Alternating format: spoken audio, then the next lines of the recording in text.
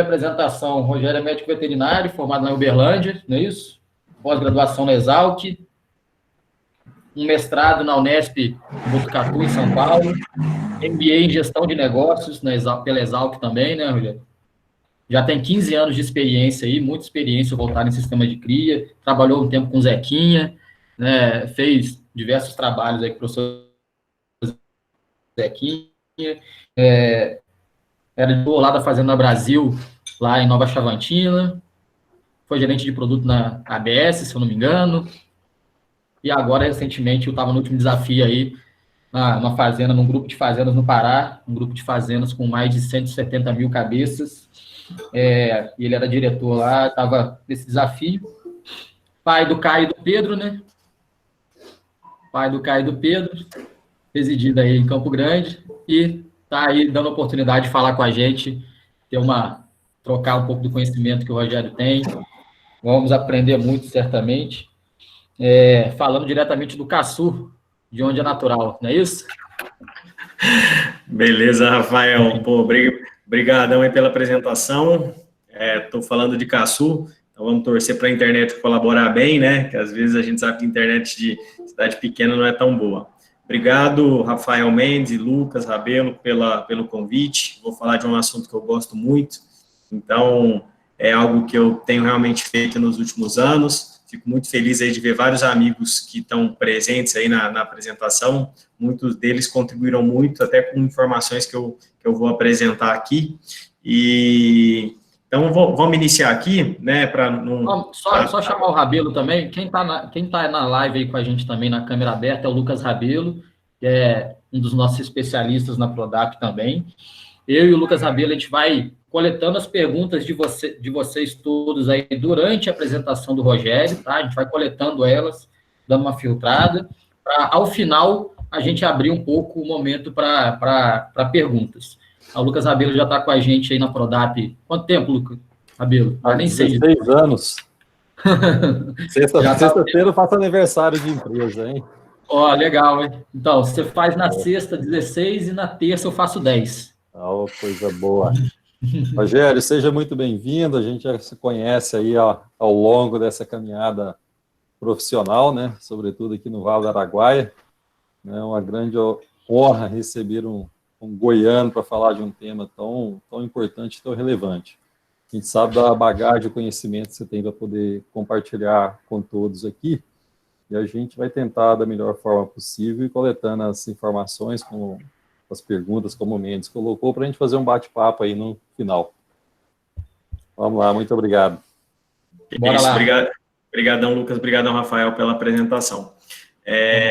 Só fazer uma linha do tempo, apesar do Rafael já ter até adiantado, assim, um pouco sobre esse assunto, eu praticamente fiquei quase 9 anos na Agropecuária Fazenda Brasil, um grupo de fazendas no Vale do Araguaia. Depois tive a oportunidade de participar, né, de ter a posição aí de gerente de conta-chave na América Latina para corte, né, na ABS. E por último, agora trabalhei na AgroSB, um grupo que tem aí praticamente 137 mil hectares de área útil de pecuária e um rebanho médio girando ao longo do ano aí de 165 mil cabeças. Então, basicamente, o que eu tentei consolidar nessa apresentação, quando o Rafael me fez o convite, foi trazer um pouco, né, de alguns marcos, experiências que marcaram, né, acho que esse tempo, nessa trajetória, e aí eu queria dividir com vocês, inicialmente, 4 marcos, né, que é 2008, 2009, 2013 e 2018, que são acontecimentos que são...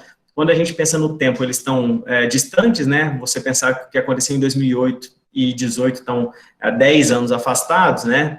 Porém, acho que o ponto importante aqui é que o problema se repete. Então, nessa trajetória, a gente teve muita oportunidade de, às vezes, participar de compras de rebanho, de arrendamentos de fazenda, de alguma forma indireta, fazer algum diagnóstico de fazendas de pecuária, pegando os números do rebanho, pegando o histórico junto com o proprietário, através dessa oportunidade de compra, arrendamento, aquisição, ou mesmo de diagnóstico, quando iniciava-se o projeto. E aí, um exemplo aqui, 2008, né, um projeto que se iniciava com mais ou menos 7.200 vacas, um volume bem relevante de vacas, e a taxa de preço ao final dessa fazenda, final de estação de monta, era aproximadamente 50%, e não havia nenhuma métrica na recria, né.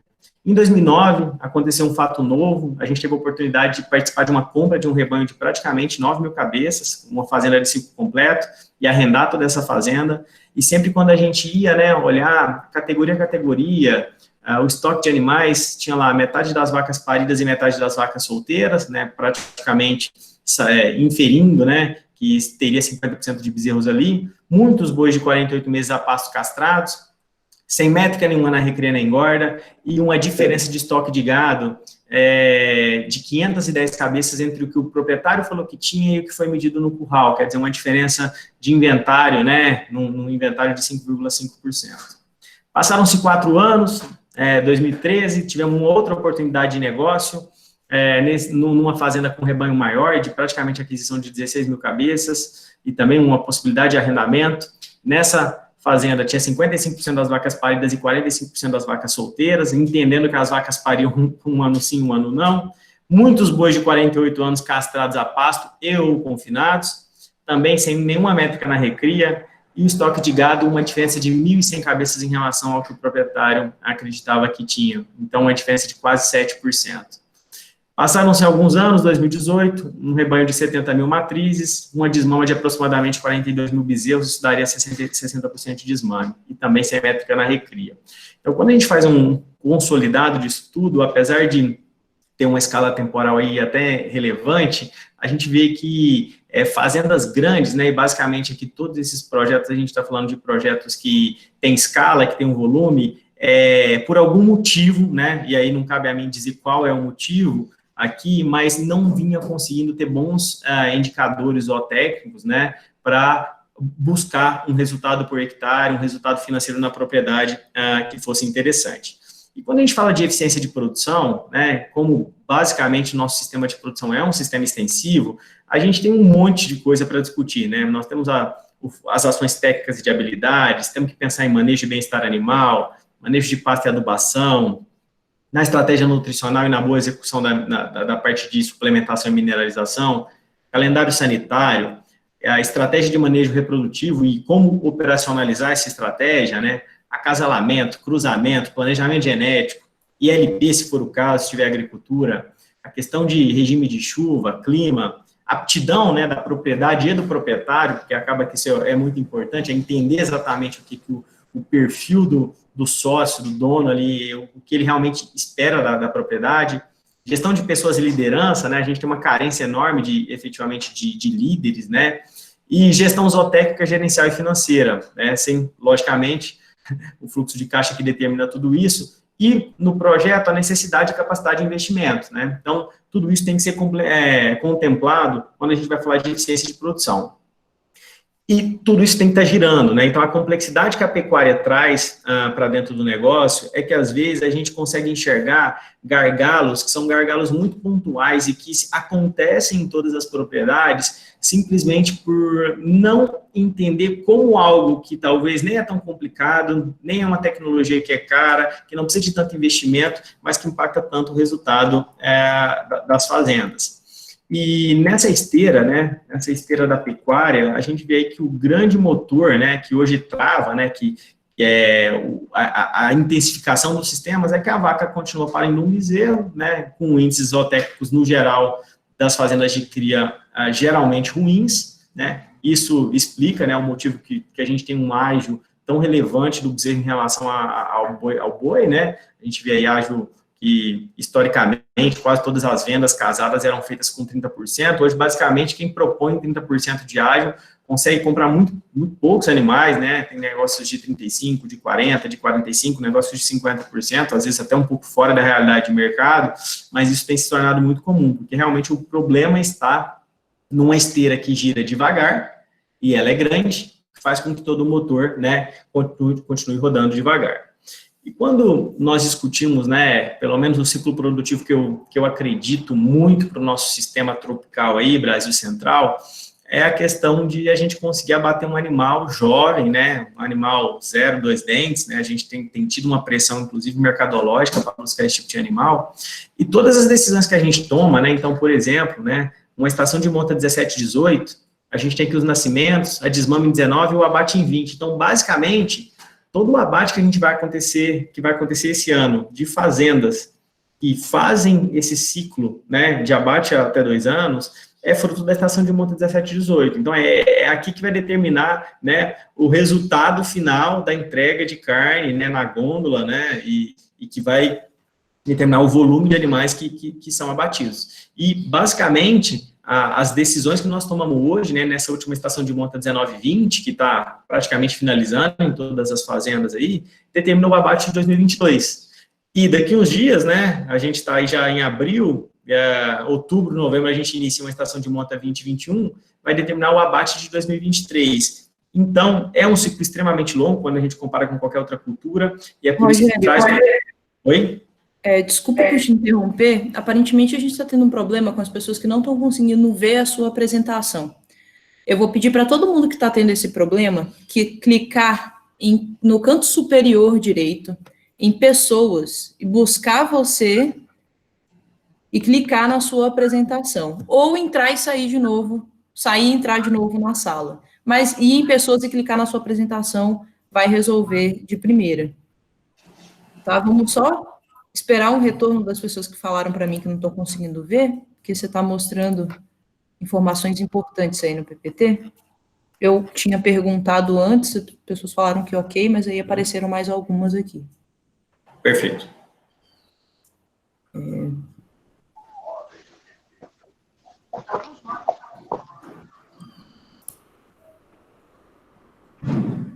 Isso aí, Lucas. Você clicou em pessoas, foi lá, achou o Rogério e clicou em cima da apresentação dele. Eu acho que é mais fácil do que sair e entrar, procurar link de novo.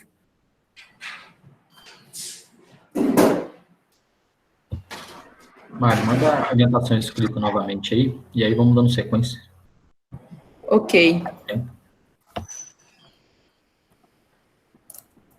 E posso dar sequência, Rafael? Claro, pode seguir aí.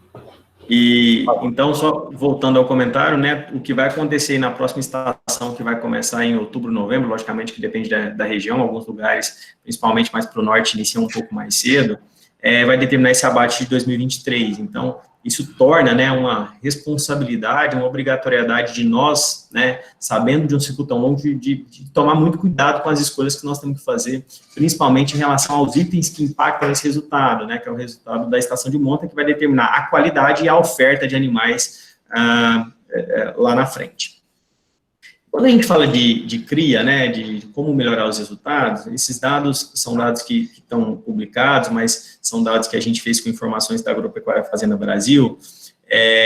A gente vê aí que, no caso do Brasil Central, a gente tem essa discrepância grande aí dos bezerros que nascem no selo, né, que tem todo o favorecimento da questão sanitária, da questão da disponibilidade de leite nos momentos mais corretos. E aí a gente vê aí uma oscilação muito grande, onde a gente vê bezerros, por exemplo, meio sangue do mês 8, né, do mês de agosto, desmamando com 255 quilos, até bezerros do mês de fevereiro desmamando com 213. Então, são uma diferença de praticamente 42 quilos aqui. A mesma coisa acontece nos animais Nelore e essa diferença é até maior.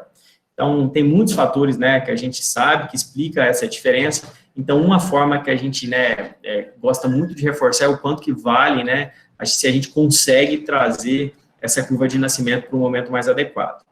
E esse benefício, ele não se restringe ao peso de desmama, né? Esses dados são dados de animais que foram acompanhados até o abate, né? Então, de uma mesma fazenda, onde a gente tem aqui que os animais que nasceram cedo entregaram praticamente 1,3 arrobas. Então, por exemplo, aqui nessa primeira tabela aqui, 21,21 arrobas, comparado com os animais que nasceram tarde, que o peso do abate médio foi 19,72. Então, existe uma diferença de desempenho, né, de capacidade de desempenho desses animais, que não se restringe ao peso da desmama, mas que vai até o peso final, quando a gente compara, né, num ciclo desse de abate dos animais até 2 anos de idade.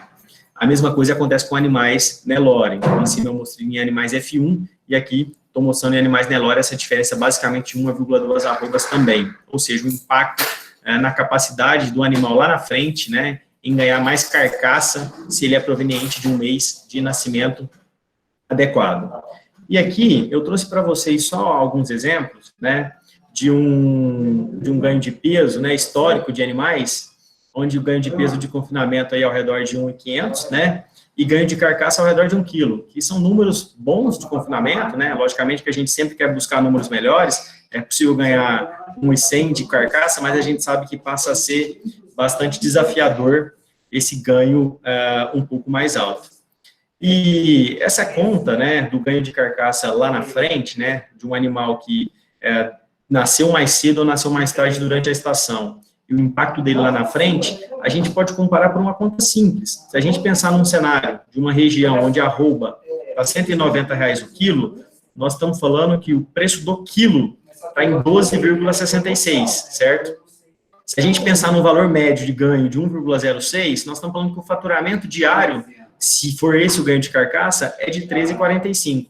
Se eu tenho um valor da diária, que R$9, está bem difícil achar um valor de diária de R$9, mas se eu precificar com esse valor e subtrair o 13,45 por 9, quer dizer que cada boi desse por dia, com esse ganho de carcaça, estaria me dando 4,45 por dia de resultado. Se eu ficar com esse boi 120 dias de coxo, eu teria um resultado de R$534.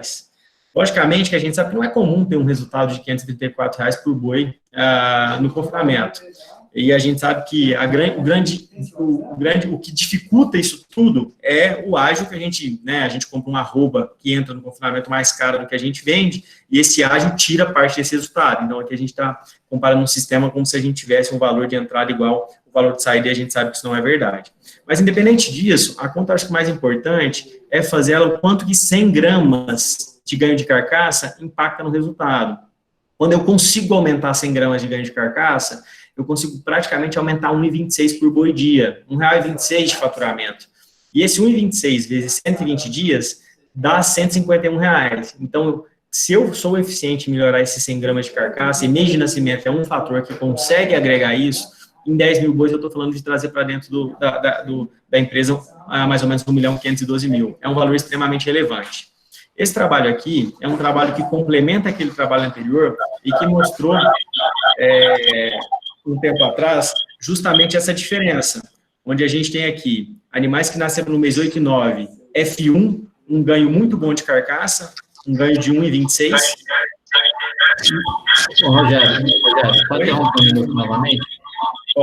Você poderia descompartilhar a sua tela e compartilhar novamente? Muita gente não está conseguindo acessar ali, está pedindo para ver se, acho que vai funcionar melhor, se você tirar o compartilhamento e compartilhar novamente, por favor.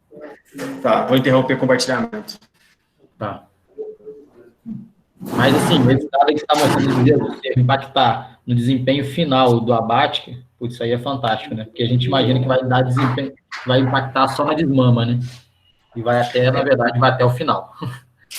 Esse trabalho eu acho que é um trabalho extremamente relevante, né? Porque quando você pega a possibilidade de agregar, né, 100, 130 gramas de carcaça aqui, só com o fator mês de nascimento, partindo do princípio que a gente está utilizando a mesma genética de vaca, mesmo tipo de touro utilizado, e a influência sendo só mês de nascimento, é uma possibilidade de agregar muito dinheiro para dentro do sistema, né, Rafael? E isso acontece. E não custa nada, né? Não custa nada. É só acertar a estação ali, ou uma IATF voltada para isso, né? É muito trabalhoso, né, na verdade, mas muda como encarar o problema, na verdade, né? Exatamente. Legal. Pode seguir aí, que agora deu show para todo mundo. E nos animais Nelore, isso também é uma verdade. Então, a gente tem aqui, né, uma diferença basicamente de 110 gramas de carcaça, que nesse momento aqui, que a gente fez a análise, em 127 dias de curso, estava dando R$125. Então, quer dizer, é uma verdade para Nelore, é uma verdade para meio sangue, e a gente tem vários dados, né, muitas pesquisas novas aí nesse assunto, que é um assunto de programação fetal, que não cabe a gente discutir aqui agora, mas que mostrando, né, o impacto realmente do mês de nascimento até na vida final, inclusive no desempenho das fêmeas. Basicamente, a explicação, né, que a gente traz desse assunto é que as vacas que passam, né, o terço médio da gestação, né, por exemplo, a vaca que vai parir no mês 9, ela vai passar o terço médio da gestação ali no mês 3, 4, e ainda tem boa disponibilidade de forragem em grande parte dos sistemas, né, e basicamente ela é desmamada nesse período, e aí ela fica seca, né, fica solteira e prenha, né, então ela tem uma exigência nutricional muito menor. enquanto que vacas que parem no mês 1 e 2, geralmente elas passam o terço médio de gestação justamente no período de seca, então ela vai ter esse período médio de gestação ali ao redor do mês 7, 8, 9, onde a qualidade da forragem já caiu muito. E é por isso que o momento correto de nascimento, ele significa muito dinheiro para dentro do sistema como um todo, né? Tem muitas empresas, né, algumas empresas que até discutem, né, uma janela de compra de animais para reposição com o objetivo de maximizar lucro, e isso tem sido um assunto que tem sido bastante discutido, né, e estudado para como agregar mais resultado. A gente sabe que ganhar, por exemplo, R$200 no confinamento média de todos os anos, né, não ganha mais, o ano passado teve gente que ganhou R$800, R$900 por conta de pico de preço, tem anos que esse valor é bem menor, mas quando a gente fala de R$200, com a possibilidade de uma característica única, você mudar esse resultado, né, em R$50, em R$100, com certeza é algo extremamente relevante para o resultado financeiro da empresa. E aí, se a gente sabe que isso é extremamente relevante, né, como é que é esse resultado e o impacto no desempenho reprodutivo? Praticamente todas as fazendas que têm, né, estação de monta, elas acompanham um resultado, e aqui a taxa de prenhez por mês de nascimento, a gente vê aqui que as vacas que parem no cedo até o mês 11, elas têm uma taxa de prenhez muito boa. O problema é que as vacas que parem tarde, né, geralmente tem pouco tempo de estação de monta, às vezes consegue ter um EATF touro, se utiliza só touro, às vezes dá tempo de dar 1 ou 2 repasses, e a taxa de prenhez cai muito. Então, esse aqui é um exemplo de uma fazenda que finalizou com 77% de prenhez, onde os 3 primeiros meses de parição a taxa de prenhez foi altíssima. E se a gente pensa, né, numa evolução de toque, de diagnóstico de gestação, né, e a fazenda tem todas essas categorias, por exemplo, quase nada de solteira, novilhas, por exemplo, um pouco de vaca de fora de estação de monta, vacas que param no mês 9, no mês 10, e assim por diante. Se o diagnóstico de gestação fosse finalizado até com as vacas mês 11, essa fazenda tinha finalizado a taxa de prenhez com 86%. Porém, o que acontece? É que, como tem a alta proporção de vazias, ela acontece aqui no final, então essa diferença dessa linha verde com essa linha cinza é o número de vacas vazias que vai aparecendo de acordo com que o toque vai evoluindo. E, basicamente, essas vacas que parem no final são responsáveis por realmente trazer um grande volume de vacas vazias aí para dentro do sistema, né? O que é ruim, né? Porque é uma vaca que, além de parir tarde, você obrigatoriamente desmama ela um pouco mais tarde, isso já está na seca dentro da propriedade, e no momento ruim para engordá-la, né? Então, tem várias estratégias, eu até vou discutir uma mais para frente, para a gente tentar buscar, né, tirar essa vaca da fazenda a partir do momento que ela é destinada para engorda o mais rápido possível. E outro ponto, né, que não só o efeito acontece na vaca, mas ele acontece também nas novilhas, né? Então, a taxa de prenhez das novilhas aqui de 24 meses, então aqui são todas novilhas de 2 anos, de acordo com o mês de nascimento. E a gente vê aqui que mesmo em novilhas de 2 anos, né, isso aqui é muito devido à dificuldade que muitas fazendas têm da recria da fêmea, né, por conta que a fêmea em recria, ela é o único animal não produtivo dentro da fazenda, né, na verdade ela está ganhando peso, mas as fazendas geralmente negligenciam esse fator, né, já que ela, teoricamente, não está demonstrando um resultado financeiro ali no curto prazo visível na produção de bezerro, né, e aí a gente tem esse efeito onde novilhas que nascem tarde, por exemplo, aqui no mês 1, deu 80% de prenhez aos 2 anos de idade. Então, as novilhas que nascem cedo, com prenhez aí ao redor de 87%, 84%, 88%.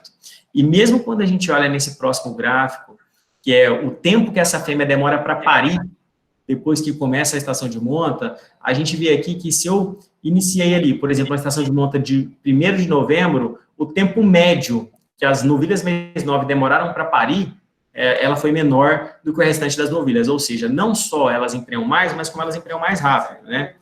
E isso também é uma verdade para as novilhas precoces, né? Então, poucas fazendas ainda adotam esse trabalho de precocidade sexual em novilha Nelore, até porque é algo novo, as fazendas de genética, de trabalho de programa de melhoramento, as fazendas de SEIP já fazem isso há bastante tempo, mas no gado comercial são poucas fazendas que utilizam em escala. E como é algo novo, né, esse é o trabalho, por exemplo, do Bruno Freitas, que fez a dissertação de mestrado dele com o professor Pietro, e aqui mostrando esse efeito, né, da taxa de prenhez na EATF de acordo com o mês de nascimento. Então, no fundo, mês de nascimento talvez seja uma das características aí que impactam a cadeia de cria como um todo, né, e tudo que nós vamos discutir é como, né, e os detalhes que nós temos que cuidar, né, para a gente realmente conseguir ter bons índices, né, e puxar o máximo de vacas, né, fêmeas, parindo para o início da estação para garantir bons resultados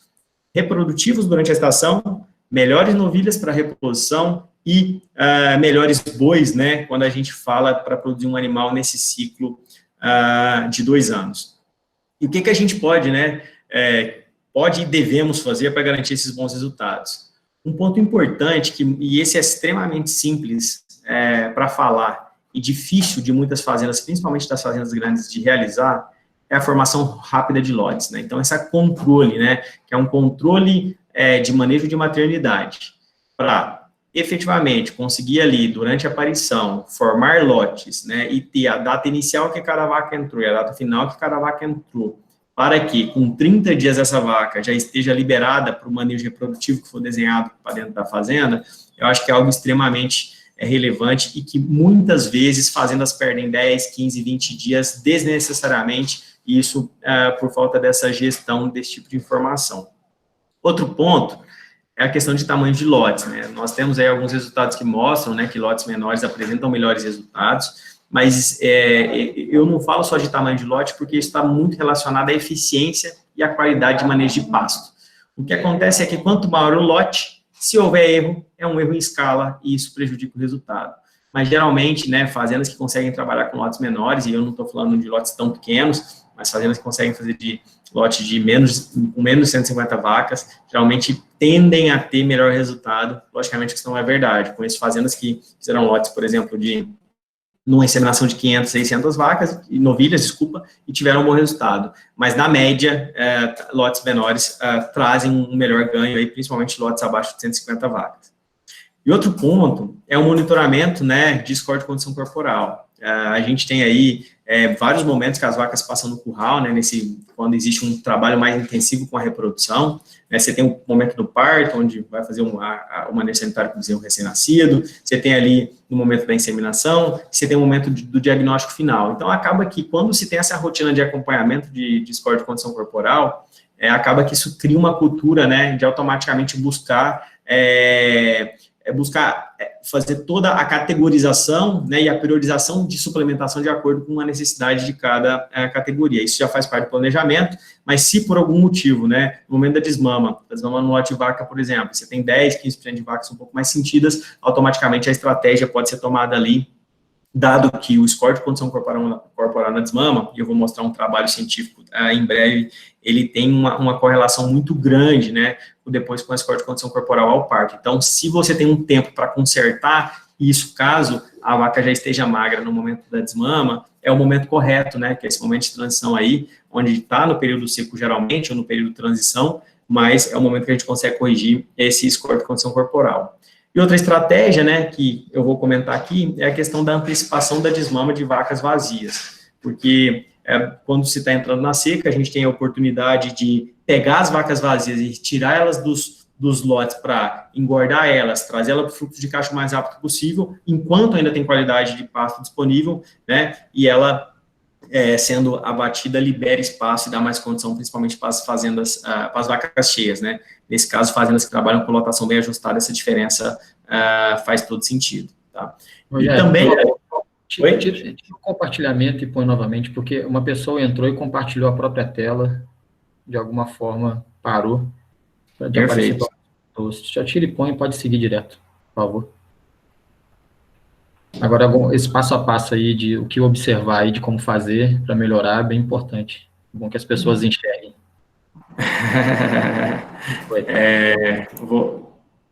Tá indo agora?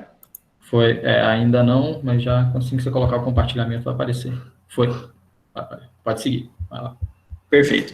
E aí, um ponto importantíssimo, né, e às vezes muitas fazendas negligenciam esse ponto, eu sei que a equipe da Prodap trabalha muito com essa questão forrageira, é o planejamento forrageiro, né, e isso inclui espécie de capim, área efetiva de pastagem, e esse acompanhamento, né, juntamente com a taxa de lotação. Porque, basicamente, para ter score de condição corporal, a gente tem que estar com carga ajustada, né?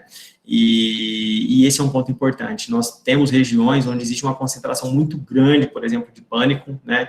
e se a fazenda não tem a integração lavoura-pecuária, basicamente no período de seca ele se torna extremamente sofrido, né? Então a possibilidade de perda de score de condição corporal em um período muito curto, ela se torna grande. Outras fazendas, né, por outro lado, tem uma concentração enorme de braquiária, e aí pega essa transição para o início das chuvas, aí, onde a braquiária demora um pouco mais, 100, 110 milímetros, para realmente conseguir produzir uma massa interessante, e aí a gente sofre muito, onde as vacas ficam com o score um pouco abaixo do desejado. Então, quando a gente pensa, né, nessa questão do planejamento forrageiro, buscar equilibrar, né, e aí, eu não vou falar um número milagroso, mas a gente vê aí que um número nas fazendas com 30% de pane, com 35% é um número que assim, seria o limite aí dentro dessa realidade do Brasil Central para fazendas que trabalham no sistema extensivo, né? Se o sistema for um pouco mais intensivo, essa proporção muda. E outro ponto importante, né, que a gente tem que levar em consideração é a questão do diagnóstico intermediário de gestação durante a gestação de monta, né? As fazendas que fazem ATF, por cultura, né, grande parte delas, ou fazem o diagnóstico de gestação da ATF 30 dias depois, para ultrassom, ou fazem com 60. Por que 60 dias é um excelente negócio? Porque, basicamente, existem as perdas ali do início da gestação, essas perdas já teoricamente diminuem um pouco o resultado, mas, na verdade, mostra realmente as vacas que vão manter a gestação.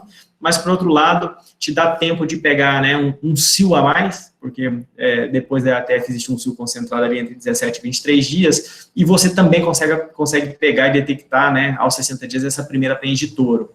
Então, essa é uma estratégia que funciona muito bem. E, basicamente, todas as vacas que não estão prenhas nesse momento, avaliando ovário, né, então ciclicidade, tá ciclando ou tá em anestro, ele já é um excelente indicativo, um termômetro do que vai ser o resultado, né? Fazendas que utilizam monta natural, basicamente, eu recomendo que faça 60 dias após a entrada dos touros, porque por mais que o número de vacas prenhes vai ser baixo, mas a ciclicidade ele é um excelente indicativo. Se tiver que fazer qualquer ação, a gente ainda está durante o período de estação, né? Então, realmente, ciclicidade, né, a partir do momento que tem um veterinário capacitado para fazer avaliação de ovário, isso é um excelente indicativo de resultado, então dá uma segurança e uma tranquilidade enorme, né? Então, não é obrigatoriedade utilizar a IATF, mesmo que você tenha monta natural, se você utiliza esse tipo de ferramenta, vale muito a pena, porque te dá um termômetro muito grande de como vai ser o resultado. É não esperar o jogo acabar para conseguir fazer uma ação.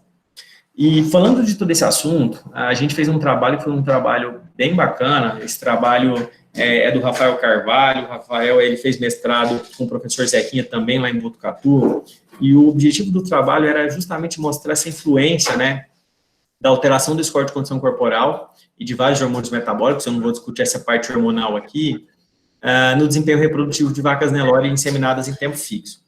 Então, o que a gente pode extrair desse trabalho indo direto nos resultados, tá? Não vou mostrar muito o delineamento, mas mostrar os resultados. Esses resultados aqui são com primíparas, tá? Então, ele fez nas 3 categorias, em primíparas, secundíparas e multíparas. E a gente pode ver aqui de início que, se a gente quiser julgar, né, como estava o manejo dessa fazenda, a gente tinha aqui 84% das novilhas, né, que se tornaram primíparas, parindo com score de condição corporal adequado, 84%, 60 mais 24. Quando a novilha pare com alto score de condição corporal, que são as extremamente gordas, né, com 3,5, a gente tem um índice ali na EATF de 55%, 43%, que é um baita resultado para fêmeas de primeira cria. E, principalmente, uma prenhez final, quando a gente olha lá no final, acima de 80%, o que nós sabemos que é extremamente desafiador para essa categoria.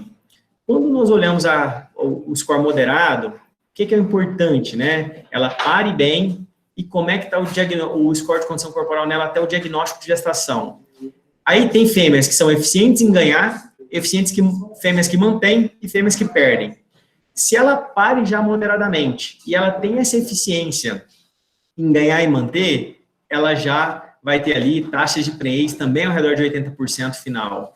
Mas, se a vaca pare moderadamente com score 3, 3,25, que é um score bom ao parto, e ela perde, né, então ela perde aqui, ela vem para 2,77 na média, a taxa de prenhez no final já vem para 70% ao final da estação de monta.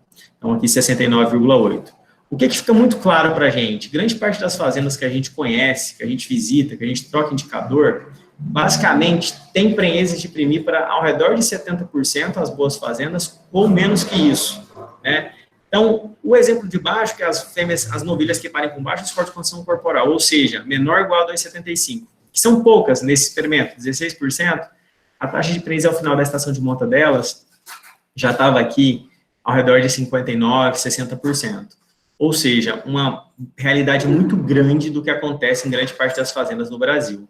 O que eu quero resumir, né, com essa informação é que muitas das vezes o que acontece com o manejo errado das novilhas, né, e elas não chegam ao parto com score de condição corporal adequado, já que pós-parto nós sabemos que elas vão perder, né, todas elas perdem mesmo o score de condição corporal, o ponto é a velocidade que perde, né, e aí tem a questão de manejo nutricional, mas tem muita questão de seleção e de genética, porque tem animais que são realmente mais eficientes, mas mostrando que é possível ter excelentes resultados, né, e basicamente essas primíparas aqui eram primíparas paridas no cedo, principalmente no mês 9, 10 e 11, mas mostrando aqui um resultado bem média do Brasil quando a gente tem um score de condição corporal ao parto baixo, né.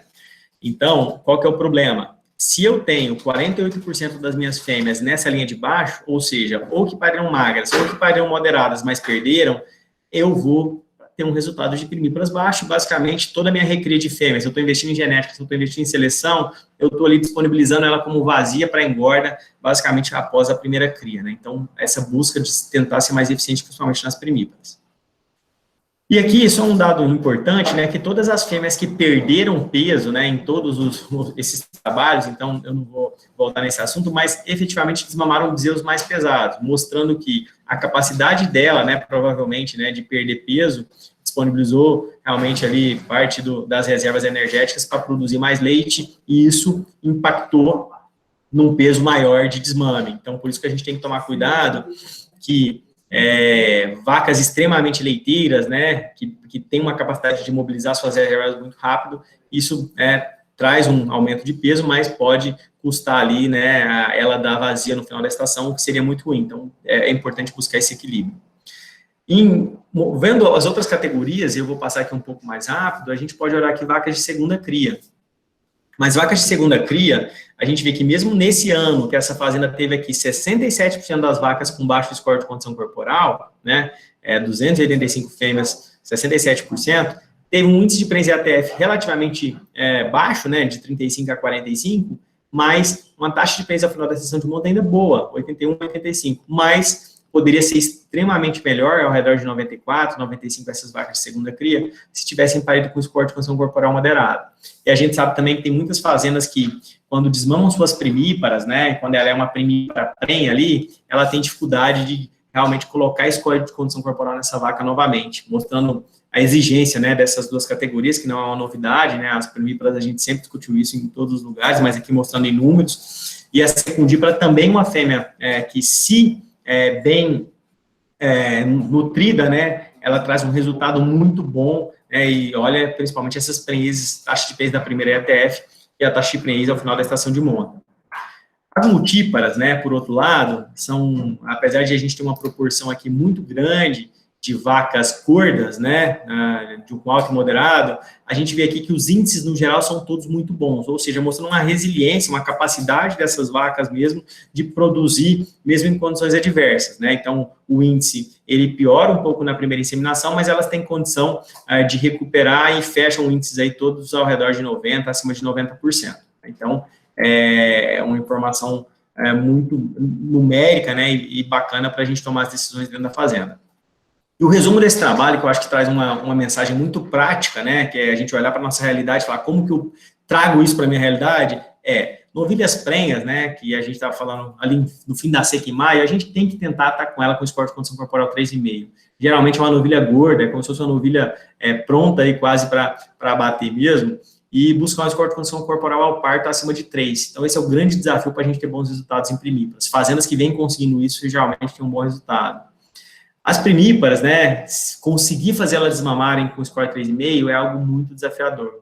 Quando não conseguir desmamar ela com 3,5, é como recuperar a score até ela parir, para ela ter ao parto ali pelo menos um score de 3, né? Então, ela aceita ali um bom resultado, se ela tiver um score de 3, 3,25, e logicamente que depende da da estratégia da fazenda, se tem, como é que é a oferta de forragem, se tem LP, se não tem, para buscar um bom resultado.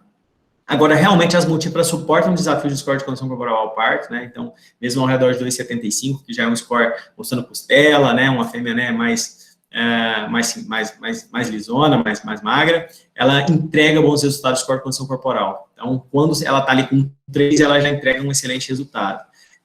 Eu, pelo menos, considero, né, a gente fala muito de travamento de boi, mas o travamento da cria é como se fosse um head, né, ou o seguro da estação de monta, ele pode ser feito com o score de condição corporal das fêmeas em maio, né, maio ali, no momento que você está desmamando grande parte das vacas, ou que você está ali com as suas novilhas saindo do período de águas, é basicamente o seguro para o resultado. Dando sequência, né, a gente falou bastante da parte reprodutiva, do manejo reprodutivo de vacas, a gente tem aí um assunto que é um assunto bem mais recente, né, que é essa questão de emprenhar novilhas Nelore, né, já desmamar, fazer uma estratégia nutricional adequada para que elas consigam entrar na estação de monta logo após a sua desmama, né, seguinte à sua desmama. E a gente tem vários mitos sobre esse assunto, né, e eu trouxe alguns deles aqui, que eu já escutei bastante na minha época que eu era estagiário, que a vaca fica muito pequena, que a bezerrada dessas vacas é muito ruim, que não emprenha no ano seguinte quando ela é primípara, que tem problema de parto, que aborta muito. E aqui eu trouxe alguns dados bem diretos para a gente falar sobre esses mitos, e o que eu considero, pelo menos hoje, né, na minha experiência, que é verdade ou não, mas tem muitas fazendas que estão fazendo um excelente trabalho de precocidade, e eu acredito que cada vez mais é uma técnica que vai crescer, né, dada essa pressão que a gente tem por buscar um melhor resultado financeiro, né. Isso aqui é só um exemplo de peso adulto de fêmeas de uma fazenda comercial, que foram precoces ou não. Então, a gente tem aqui que as fêmeas que foram precoces, o peso dela estava em 448, e das não precoces, 440. Então, eram fêmeas que foram divididas, nascidas na mesma safra, parte inferior, parte inferior, e depois elas foram analisadas ao redor dos 72 meses. Então, a gente vê que não existia uma diferença de tamanho da vaca. Logicamente, considerando que todas as fêmeas tiveram suplementação farelada, receberam proteinado 1 grama, depois de novilhas prenhas, até desmamarem seu segundo bezerro, no caso das que emprenharam precoce, então tem toda uma estratégia nutricional por trás disso, né? Não foi simplesmente emprenhou e foi tratado igual o restante da vacada, que às vezes estava sendo suplementada somente com sal mineral. Outro ponto é a questão do peso a desmama, né, das fêmeas precoces e não precoces. Então a gente vê aqui que, infelizmente, essa comparação ela é sempre injusta, porque a fêmea que é precoce, ela tem 1 ano de diferença em relação a não precoce, né? Então, quando ela é primípara, né, a outra ainda é novilha. Quando ela é secundípara, a outra vai ser primípara. Então, quando a gente faz essa comparação, né, das não precoces, e aqui é um exemplo no ano 2, a gente tinha aqui que as fêmeas que emprenharam precoce, mais que aqui é fêmeas que emprenharam, estavam com peso de 223, enquanto que as não precoces estavam com 196. Então, mostrando que mesmo essa aqui já estando na segunda cria, né, e essa aqui ainda como primípara, existia aí uma diferença de peso. Mas no ano seguinte, por exemplo, essa diferença foi inversa. Então, a gente tem aqui que as precoces desmamaram menos, né, no ano 3, e as de segunda cria desmamaram bezerros um pouco mais pesados. Já no ano 4, essa diferença praticamente não existiu. O que importa é o total de quilo desmamado por vaca. E quando a gente faz essa conta, né, a gente traz aqui do total de fêmeas expostas, sempre as fêmeas que são precoces traz 1 quilo de bezerro muito maior para dentro do sistema. E é esse o ponto importante de quando a gente consegue, né, fazer esse desafio para precocidade sexual e garantir com que as fêmeas emprenham e se mantenham no rebanho. E um outro exemplo, né, que o pessoal sempre fala, mas quando ela, no ano seguinte, quando ela é primípara, ela não emprenha. Então, trazendo aqui um exemplo de novilhas, né, que num ano eram precoces e deu 69% de prenhez, né, as precoces. No ano seguinte, quando primíparas, elas deram 68%.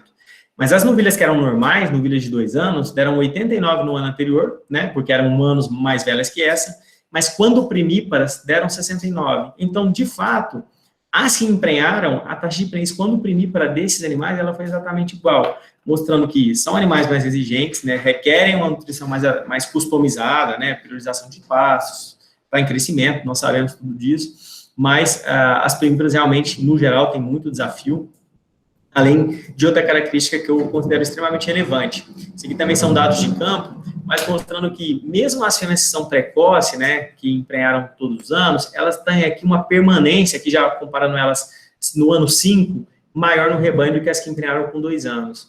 Então, isso é um fator que eu considero extremamente relevante, porque quando se seleciona para precocidade sexual, traz muita coisa boa junto. Então, eu comento muito isso, né? Às vezes até fazendas que não tem muito sistema, que não está preparado nutricionalmente para fazer um manejo de precocidade sexual, geralmente selecionar para característica vale a pena, quer dizer, utilizar o touro que tem uma DEP favorável, mesmo que você não vai expor as novilhas. Por quê? Porque você está trazendo muita coisa boa ali junto com a DEP. Outro ponto, né, que é dos mitos, é a questão da perda de gestação. E esse aqui, realmente, eu acho que é um ponto que a gente deve enfatizar aqui.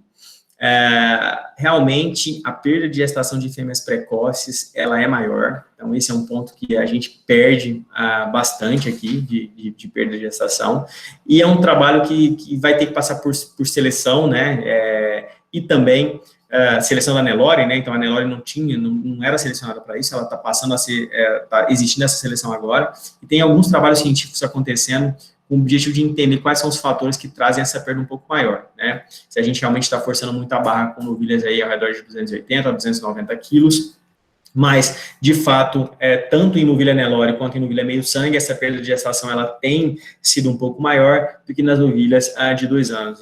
Então, esse é um ponto que a gente perde, né? Quem faz essa técnica pela primeira vez e que não está acostumado com ela, pode se surpreender negativamente com esse número. Então, resumindo, né, esse assunto precocidade sexual, eu acredito que, assim, realmente são mitos, os 3 primeiros, né, que a vaca fica pequena, a bezerrada dessas vacas é muito ruim, ela não emprenha no ano seguinte, porque a gente sabe que bem manejado isso não é uma verdade.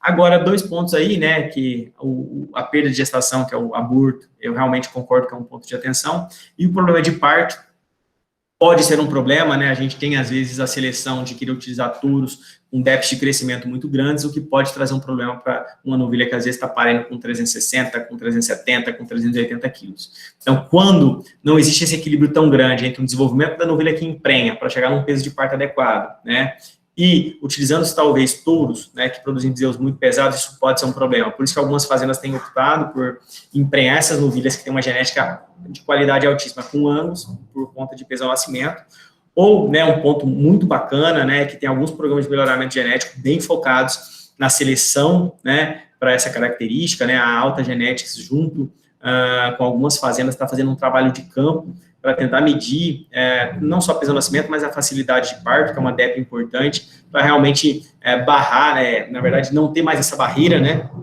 e conseguir utilizar mais, principalmente os animais nas fêmeas precoces, que são o melhor gado da fazenda, tentar utilizar touros, Nelore, né, justamente para diminuir o intervalo entre geração. Então, esse é um fato muito importante aí que eu considero. E quando a gente fala do porquê fazer, né, essa prenhez precoce, tem 3 motivos principais que eu queria resumir aqui.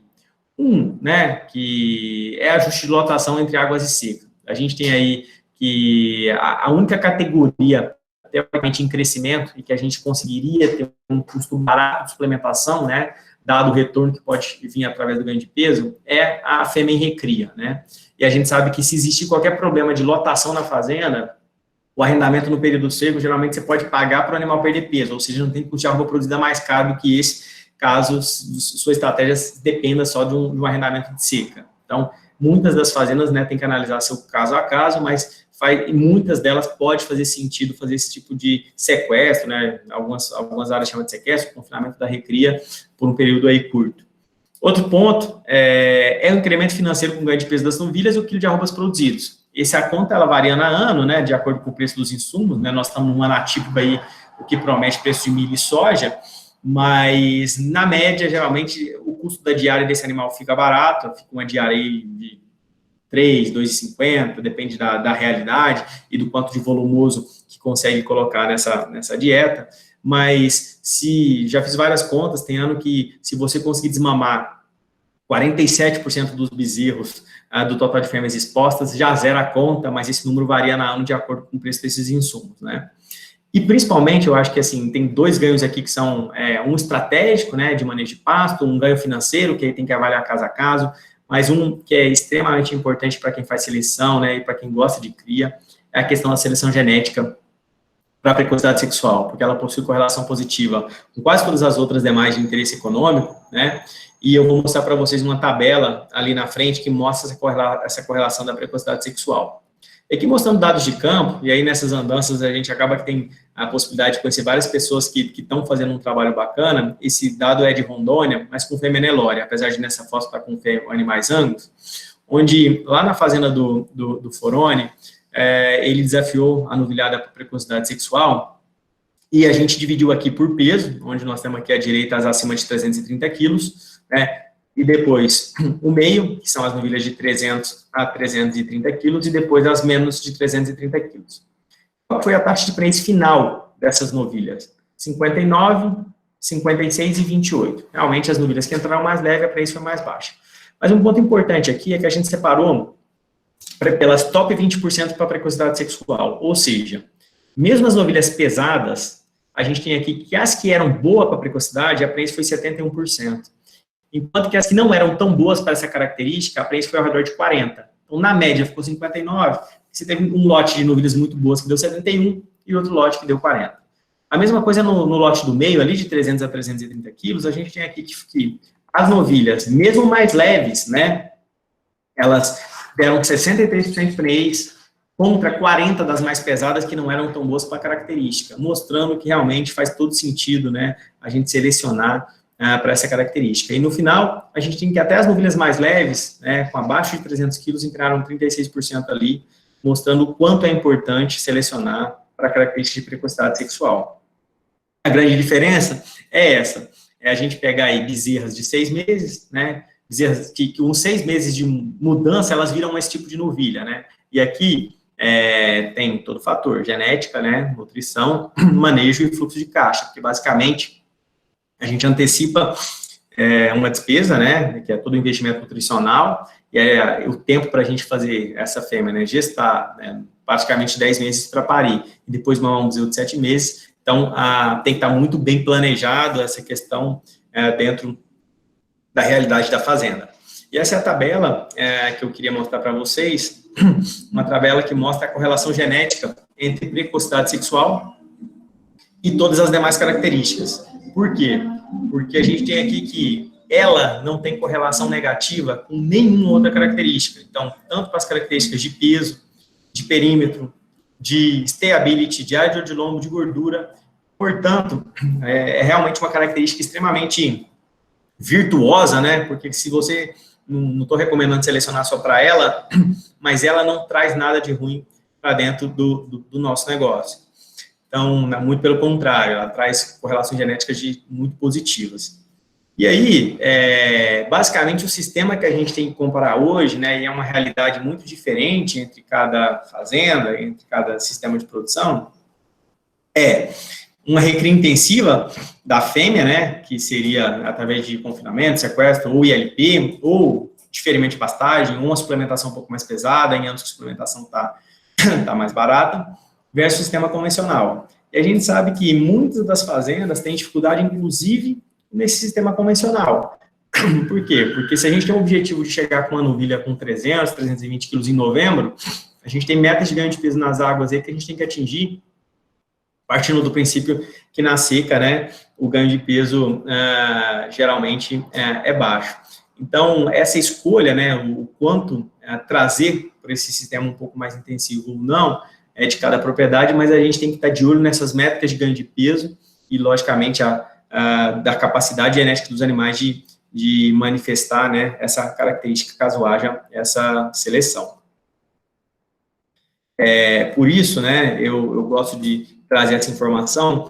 A gente tem aí que a cultura da soja geralmente demora aí 120 dias, o milho demora 140, 150, na pecuária a gente tem um ciclo extremamente longo, e genética, né, só genética sozinha custa muito pouco, né, na pecuária ainda, talvez por essa questão do tempo, mas é possível trazer muito resultado para dentro do negócio quando a gente utiliza os touros certos, e utilizar touros de programas de melhoramento genético, né, e principalmente os touros jovens, que são o que tem de melhor dentro do anualmente, né, partindo do princípio que é uma fazenda que faz um trabalho de seleção correto, isso traz muito valor para dentro do negócio. Eu acho extremamente relevante reforçar isso. E dentro disso, tudo que nós discutimos, eu não vou entrar aqui no detalhe se vai colocar touro, se vai fazer um IATF mais touro, mas a gente tem hoje uma complexidade enorme de estratégias reprodutivas que podem ser adotadas dependendo da realidade de cada fazenda. Mas, assim, muitas das fazendas têm utilizado mais de rotina IATF mais touro. Quando eu falo muitas, é importante reforçar que só temos 15% das fazendas que inseminam hoje, né, das matrizes que são inseminadas no país, e desses 15% que são inseminadas, praticamente 90% utilizam IATF, né, então a gente ainda tem um nicho muito pequeno de vacas que são inseminadas de forma convencional.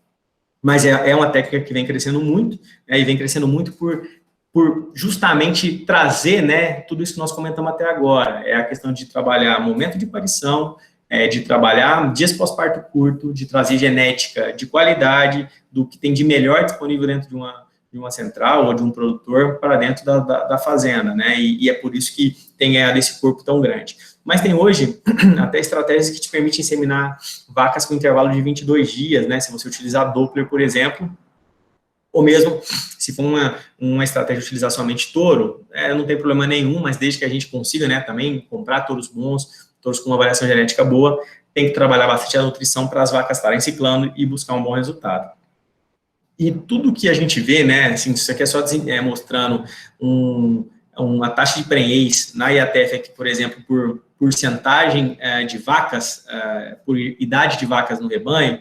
Tudo que a gente quer é puxar, né, diminuir essa proporção de vacas mais velhas, né, que tem aqui, por exemplo, vacas acima de 11 anos, que os resultados já começam a cair, e trazer, né, para fêmeas mais jovens, que são animais mais produtivos, mas com o objetivo também de melhorar os resultados nas fêmeas mais jovens, tanto nas novilhas precoces quanto nas fêmeas precoces, nas primíparas precoces aqui, ou seja, nas vacas de 2 anos precoces. Então, esse é o grande desafio do Nelore hoje, né? Estou falando do Nelore, porque grande parte das nossas vacas são Nelore. A gente sabe que quando a gente trabalha com fêmeas F1, esse desafio, ele é muito menor nas fêmeas jovens, né? Então, isso realmente traz essa facilidade, esse ganho por conta da heterose, mas em fêmeas Nelore, esse é um trabalho que a gente está buscando aí, algumas fazendas já fazendo um trabalho bacana, mas é um desafio ainda a ser melhorado.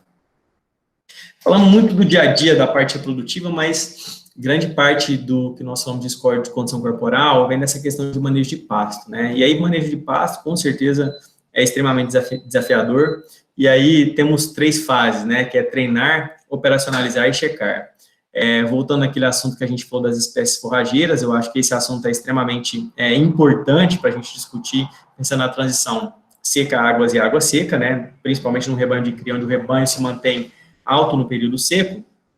E aqui é só um exemplo, né, que eu trouxe para vocês de algumas iniciativas que eu acho extremamente relevantes, principalmente pensando nessa parte de digitalização do agro, né, e aí a Prodap está na frente disso com várias iniciativas, né, tem o Prodap Views, mas mostrando aqui, né, que quando se tem uma extensão muito grande, muitos passos, né, e que tem esse gargalo, eu acho que fazer esse acompanhamento de uso dos pastos para evitar subutilização ou degradação é algo importante. Eu sei que é só um exemplo de gestão à vista de uso de pastos dentro da fazenda, buscando aí avisos inteligentes, né, para evitar possíveis falhas de manejo. Então, eu acho que isso é algo que vai crescer muito, tem muita oportunidade, principalmente em fazendas maiores, para ter uma gestão aí mais simples.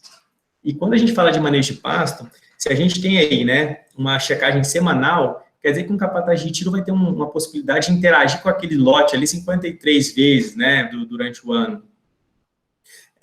Se essa checagem não for semanal e ela for quinzenal, isso já cai pela metade. Então, assim, quando você vai para a escala, você tem essa perda, que é uma perda extremamente significativa, né? Então, é muito importante que a gente hoje, né, com toda essa tecnologia disponível, que a gente consiga ter esse tipo de ferramenta que nos busque direcionar esforços e ações para a gente consiga, né, garantir um bom manejo, né? Logicamente que sistema não garante um bom manejo de pasto, mas automaticamente, quando você consegue ir mais direcionado em um local específico, eu acho que traz muito ganho para dentro do sistema. É a mesma coisa quando a gente pensa em salga, né? Cada fazenda geralmente utiliza uma rotina de salga. Um exemplo que eu gosto bastante é esse exemplo da distribuição de sal, ela através do tratorista, né? Trator carreta semanal, e o salgador passar aí 2 vezes, efetivamente fazendo a salga. Aí, logicamente, que depende do tipo de suplemento. Suplementos que são mais farelados, né, que tem que ir com moto, aí é uma salga diária, né, e aí o contato desse salgador com o lote, ele é muito maior.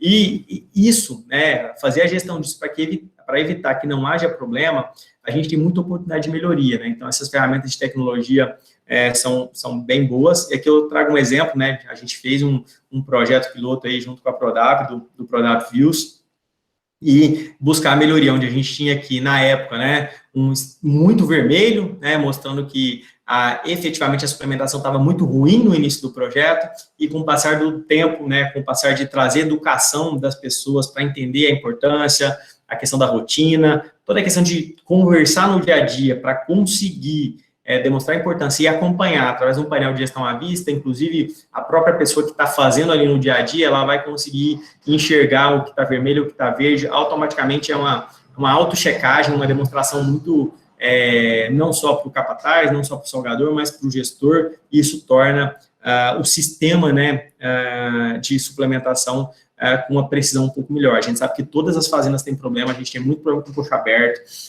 as falhas, no geral, são muito grandes, e é por isso que eu acho que esse tipo de ferramenta traz muito ganho para a gente.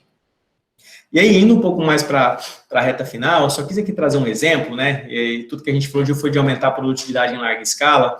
Eu trouxe aqui um exemplo para vocês, né, de uma fazenda que estava aí com um resultado de 68% de prenhez, e praticamente a taxa de prenhez foi aumentada para 81%. Então, isso foi um aumento de quase 11 mil prenhezes de um ano para o outro, né?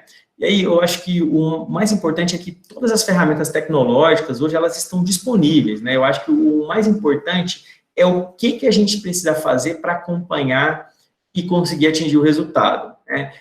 Acho que vocês concordam comigo que de um ano para o outro numa fazenda, né, a fazenda é a mesma, os passos basicamente são os mesmos, você não consegue fazer muita reforma de um ano para o outro, né, não existe esse volume de dinheiro disponível, e tem a mesma infraestrutura. Então, eu acho que quando a gente tem tudo isso que a gente comentou lá atrás, né, e consegue mapear passo a passo, né, o que cada retiro, o que cada lote, o que é a necessidade de cada um, a gente pode montar uma estratégia, um planejamento reprodutivo, né, e aí, nesse caso, foi utilizada a ATF, um acompanhamento de lotes mais extremamente rigoroso, muito a questão do perfil e comportamento da liderança, de como enxergar o problema, a gente fala, não, realmente dá para fazer, vamos fazer.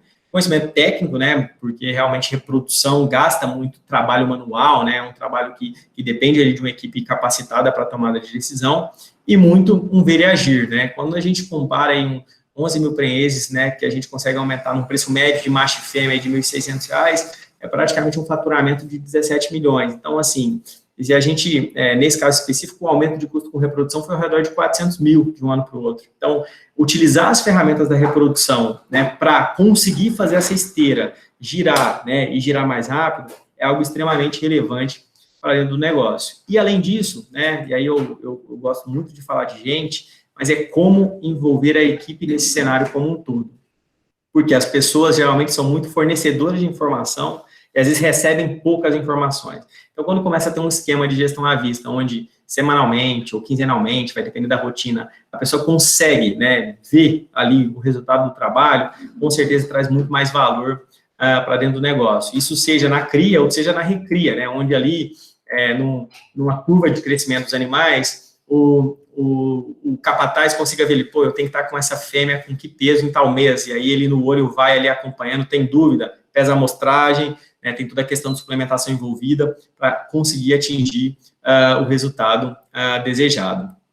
E aqui só trazendo para vocês, né, esse aqui é um acompanhamento de custos de 2019, a gente vê aqui que 7,6% da funcionalidade de reprodução, né, em 2019. Logicamente que teve efeito de dólar, as coisas mudaram um pouco, mas em 2016, esse custo era 6%. Então, assim, basicamente, reprodução, né, a estratégia de como fazer a reprodução dentro de um rebanho de cria ou dentro de uma fazenda de ciclo completo, ela vai girar aí de 6, 7, 8%, dependendo da realidade, não vai mudar muito. Até porque, como eu mostrei, acessar a genética ainda é muito barato no caso da pecuária, né? Então, a gente consegue acessar bons animais por um preço adequado.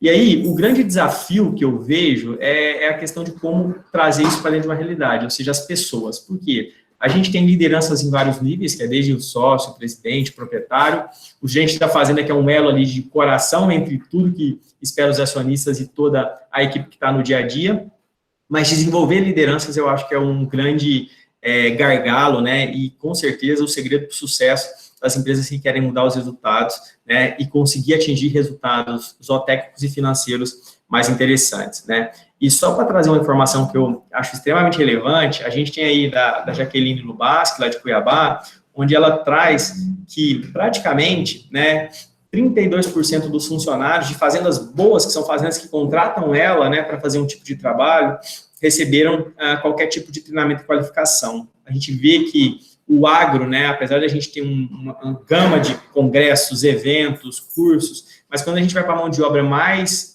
operacional, e ali a gente está falando do dia a dia, de vaqueiro, capataz, de salgador, de operador de máquina, de pazeiro, de caminhoneiro, a gente tem um espaço enorme, que é como capacitar mais as pessoas, e isso, com certeza, é um gargalo que a gente vai ter que vencer para a gente conseguir, e que as pessoas entendam mais, né, principalmente os indicadores que são importantes para trazer um melhor resultado financeiro para dentro da fazenda. Então, entender a realidade, as limitações regionais, a cultura e os valores da fazenda, treinar habilidades técnicas, habilidades comportamentais, e essa necessidade de um nível de liderança, né, mais capacitada, eu acho que é algo extremamente relevante para dentro das fazendas. Finalizando, eu gosto desse slide do Antônio, né, do Chakra, que ele sempre mostra quais são os 4 fatores que impactam no resultado financeiro dentro das empresas, né, que é desembolso, custo por cabeça, ganho médio diário, valor de venda e lotação. Partindo do princípio, né, que a gente conhece bem esses 4 números dentro da fazenda, a gente tem aqui que para aumentar em R$100 por hectare, né, no resultado da empresa, a gente tinha aí ou que desembolsar 5,40 a menos, o que a gente sabe que é extremamente difícil, né, se os custos estão todos ajustados, né, eu estou partindo do princípio que os custos estão ajustados, ou aumentar o preço de venda em R$13 para arroba, o que vocês concordam que é bem difícil, né, a partir do momento que você vai negociar, às vezes quando você consegue aumentar R$2, R$3 na arroba ali, é algo já extremamente bom, e ou aumentar 35 gramas de ganho por cabeça dia, né, e nesse caso, na atividade de cria, quanto mais você aumenta a eficiência da cria, você aumenta a proporção de animais jovens. Se você aumenta a proporção de animais jovens, você aumenta os animais que ganham peso proporcionalmente. Então, isso traz um ganho para dentro do negócio. E é muito assustador quando a gente olha, né, esse aqui é o benchmarking da safra 2019, onde a gente tem aí que das fazendas de cria, a média de resultado foi R$37 por hectare, negativo, foi um prejuízo, R$37 por hectare, mas tem os top rentáveis, os top 30% clientes ganhando R$422 por hectare. Então, assim, existe um trabalho grande para ser feito, que muitos estão fazendo muito bem, e muitos não estão fazendo, para a gente ter uma discrepância tão grande entre os resultados financeiros das empresas das fazendas rurais, mostrando que a gente tem muita oportunidade, às vezes com coisas que são até simples, para trazer mais resultado para dentro da empresa, né? Então, sintetizando, né, como ganhar o jogo, eu acredito muito nessa questão de equipe, capacidade e comportamento. Acho que a identificação individual dos animais nesse sistema traz todo esse controle, né, manejo de pasto, manejo de salga, alavancar esses índices reprodutivos e produtivos, tecnologia da informação, seja no manejo de pasto, seja no manejo de salga, eu acho que vai ser uma realidade muito próxima, né, a ProAdaptFields aí já está com muita coisa disponível, que traz valor para dentro do negócio, e esse alinhamento nas expectativas de longo prazo. Eu coloco aí o ciclo do PDCA, que eu gosto bastante, que tudo que a gente vai fazer, né, pensar em planejar, fazer, checar e, em seguida, agir. E nas fazendas grandes, né, eu acho que fazer módulos menores, tornar ela modular e funcionar de forma independente é um grande segredo, né, porque quando tudo depende de uma administração central, eu acho que as coisas ficam extremamente travadas e lentas, né, a gente sabe que essa morosidade traz muita perda para o negócio. E aí essa qualificação contínua de mão de obra, principalmente da equipe tática e operacional, atrair e reter pessoas, né, a gente sabe que esse é um problema, tem muitas fazendas com turnover altíssimo, né, comunicação, acho que como passar a mensagem, né, como realmente se comunicar de forma efetiva com as pessoas, e alinhamento das expectativas entre os elos, né, é isso, estratégico, tático e operacional. Tecnologia, novamente, sou muito a favor, e os grandes grupos, com certeza, têm essa dificuldade, né, de ter a informação mais disponível, mais na mão, né, e os problemas são sempre muito parecidos entre as fazendas grandes, então depende muito do fator humano, né, para buscar essas soluções que são personalizadas, ou seja, é muito perfil de empresa e perfil de liderança. E para finalizar, fazer o básico e o simples é muito difícil em grandes propriedades, né, então a gente tem muita coisa que é muito o beabá, e às vezes se torna complicado por uma questão simples. Então, é possível fazer, né? É possível ter bons resultados, é possível mudar uma realidade, mas tem que buscar um perfil multidisciplinar que olhe para o todo, né? E que não seja focado numa característica única. Bem, finalizei a apresentação, Rafael e Lucas, e estou à disposição aí caso tenha alguma pergunta. Corri um pouco aí no final por conta do tempo. Rogério, uma pena que acabou, cara, porque foi surpreendente aí o tanto de informação relevante que você trouxe, cara, e, bicho, parabéns mesmo por conseguir resumir em 1h15 esse tanto de informação, cara. Foi, assim, surpreendente e acho que trouxe muito conhecimento para todo mundo. Eu aprendi muito durante sua apresentação, meu caderninho aqui, ó, tá lotado de anotações aqui. Foi muito bom, cara. Muito, muito bacana. Parabéns mesmo, de verdade. Tem algumas perguntinhas aqui. Vamos lá. Podemos seguir. Estou com uma primeira pergunta aqui do Lucas Marques, lá de São Paulo. Ele coloca assim: o grande desafio da cria é ter um bezerro por ano. Quando vamos para um sistema mais intensivo, o desafio passa a ser conceber novilhas jovens, de 13 a 16 anos, de 13 a 16 meses. Você até comentou sobre isso aí durante a sua apresentação. Na sua visão, Rogério, ao pisar em uma fazenda de cria, quais os principais pontos a serem observados para subirmos esses patamares e fazermos um sistema de cria eficiente? Você colocou um resumo ali com alguns, meio que no meio da sua apresentação, mas se você pudesse dar uma compilada na sua resposta aí mais direta, seria bom. Não, claro. Eu acho que o primeiro ponto, né, eu acho que é entender qual sistema que a fazenda está adotando. Se a gente está falando de uma lotação normal, onde a fazenda vai chegar no máximo aí 1,2, 1,3 UA, logicamente considerando clima e chuva, né, considerando solo, clima, chuva, tudo isso. Ou se vai para um sistema mais intensivo. Então, partindo do princípio que 95% das fazendas estão num sistema extensivo, um sistema onde chega numa lotação de águas aí um pouco mais ao redor de 1,2 ou 1,3, quando você tem todas as vacas paridas com bezerro ao pé, né, consegue trabalhar com uma lotação um pouco apertada, e que no período da seca faz a desmama dos bezerros, retira grande parte dos animais da fazenda, mata a vaca vazia. Então, eu acho que assim, nesse tipo de sistema, eu acho que o principal ponto vou resumir, formação de lote, disponibilizar os lotes o mais rápido possível para a reprodução, independente da estratégia reprodutiva adotada, proporção de capim. Eu acho que esse planejamento forrageiro e tipo de espécie forrageira é extremamente essencial, né, ainda mais dependendo de que local que você está, né. Suplementação adequada por categoria, né, e aí a gente sabe que praticamente a gente tenta trabalhar com uma linha mais barata para a vacada que, como eu mostrei, elas aguentam aí um certo arroxo, mais os animais jovens, indo para as categorias de recria e fêmeas jovens. Grande parte das fazendas, se não tem uma qualidade de pastagem muito boa, né, ela tem que partir para uma suplementação ali de, pelo menos, no nível baixo, estou falando de produto 1 grama, produto aditivado, por máximo produto 2 gramas, por conta da necessidade, e com esse foco. Todo esse foco é para quê? Para conseguir emprenhar as vacas o mais rápido possível, ganhando em peso de desmama, para desmamar a vaca o mais rápido possível, antes do período seco, tirar ela da fazenda vazia, gorda, sem ter a necessidade, por exemplo, de ir para um semi-confinamento, ou de ir para um confinamento, o que tornaria a atividade muito menos interessante, né? Então, e genética, né? Eu acho que o ponto genética, a gente vê aí que as fazendas que estão utilizando o que tem de melhor disponível, estão tendo saltos muito grandes, né? Eu tive que tirar um pouco do material que estava na minha apresentação, mas esse assunto genético, quando você mostra ali o detalhe, né, tipo assim, de um touro que tem uma DEP de 70 para precocidade sexual, para o touro que tem a DEP 30, a diferença do desempenho dessas novilhas, né, para esse item que ele falou, numa fazenda que já está mais intensiva, onde a necessidade de emprenhar a novilha precoce se torna extremamente interessante, aí a genética tem que estar assim, ó, totalmente calibrada no painel de controle, para que a estratégia genética esteja montada também, tá? Então, eu acho que... e pessoas, né? Para finalizar, eu acho que o grande segredo para fazer as coisas acontecer é esperar o problema acontecer e simplesmente aceitar o resultado, ou falar assim, caramba, o que nós vamos fazer para atingir esse resultado e mudar o comportamento? E aí, eu gosto demais de investir em treinamento de gente, acho que as pessoas têm uma capacidade incrível, inclusive, assim... muita gente não valoriza tanto, né, essa mão de obra mais operacional, e eles têm uma capacidade de aprendizado e realmente de interiorizar o conhecimento muito forte.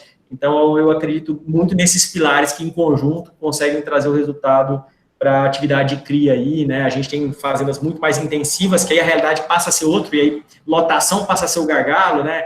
Como produzir forragem para o período seco, se vai ser feno, se vai ser silagem, aí é outra história. Mas para os sistemas mais comuns, eu acho que seria isso.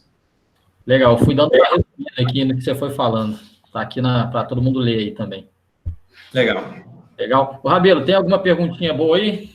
Você está acompanhando também? Foi pensando? Rafael, tem algumas aqui, embora acho que o Rogério está realmente de parabéns aí com tudo que ele colocou de uma forma bastante ampla e didática, né? Passando aí para os vários pilares essenciais da cria, né? Que eu acho que restou pouca coisa aqui.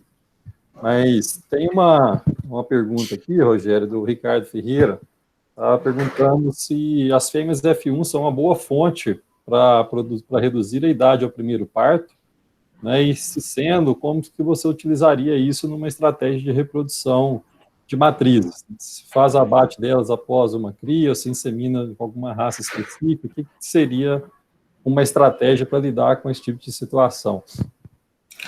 Ô, Ricardo Ferreira, obrigado pela pergunta. Eu gosto bastante dessa estratégia de utilizar as fêmeas F1.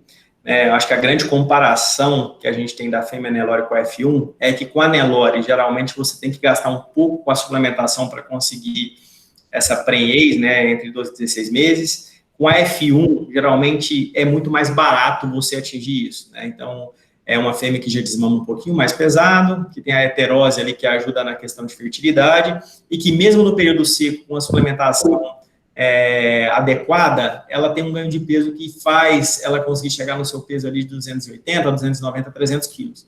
Então, assim, eu gosto muito de utilizar essa estratégia. Basicamente, que genética utilizar em cima dessa fêmea é sempre uma pergunta, por conta de todos os programas de qualidade que tem ligados à raça Angus hoje. Muito tem se optado pelo Brangus, né, porque mantém o grau de sangue aceita, né, esses programas de nicho de qualidade. Se vai para exportação de gado vivo, é o mesmo animal que o F1, então não tem muita essa diferenciação. E a grande vantagem que eu vejo de utilizar essa fêmea, né, é que você, como foi sua pergunta, você consegue ali emprenhar ela, desmamar ela e ainda abater ela com 4 dentes quando você faz um sistema bem ajustado. E com essa abate até 4 dentes, você consegue praticamente, se você engordar ela em confinamento, fazer uma fêmea de 18,5 a 20 arrobas. Não é difícil sistemas que conseguem fazer isso, deixando um bezerro ali de 6,5, porque como ela era uma primípara precoce, 6,5, 7 arrobas, num período aí de 30 meses, mais ou menos, 31, 32 meses. Então, eu considero essa conta extremamente relevante, até porque essa fêmea, geralmente, ela vira boi mais alguma coisa, dependendo do pacote de negociação que a fazenda tem, né, e aproveita essa questão temporal que ela traz aí para dentro do negócio. Eu gosto muito desse sistema. Tem algumas fazendas que utilizam outras raças, né, por uma questão, mas tem hoje a 1953 com JBS, que é uma marca que não precisa ser mais, precisa ser acima de 50% taurino, né, e então não precisa ser exatamente ambos. Então, acho que tem muitas opções e geralmente eu gosto de abatê-la logo após a primeira desmama, sim. Mas algumas fazendas, por alguma necessidade de evolução de rebanho, que por algum motivo falhou lá atrás, tem que segurar. Se tiver que segurar, são fêmeas extremamente boas, né? Eu já tive experiência de trabalhar com retiros, né, que tinham só fêmeas cruzadas. Os resultados são espetaculares, mas realmente são fêmeas aí de 540, 550 quilos, são fêmeas muito pesadas. Ótimo, Rogério. Também adoro esse sistema, eu costumo chamá-lo de cria de arrobas de macho. Né? Perfeito. É uma grande oportunidade que você tem de agregar valor na sua produção, né, de realmente encurtar esse ciclo. O que a gente normalmente observa no sistema de cria, né, quando você mostrou ali os dados do benchmark da Integra, várias fazendas de cria no prejuízo. E o que a gente, na grande maioria dos diagnósticos que nós fazemos, a gente observa que o estoque, né, em gado do sistema de cria ele é alto e com um faturamento muito baixo pelas várias razões que você mostrou aqui dentro do sistema. E o grande desafio passa por realmente a gente conseguir aumentar a produção de arrobas no total do sistema, certo? Conforme você bem colocou, que tem várias dessas estratégias aí para serem utilizadas.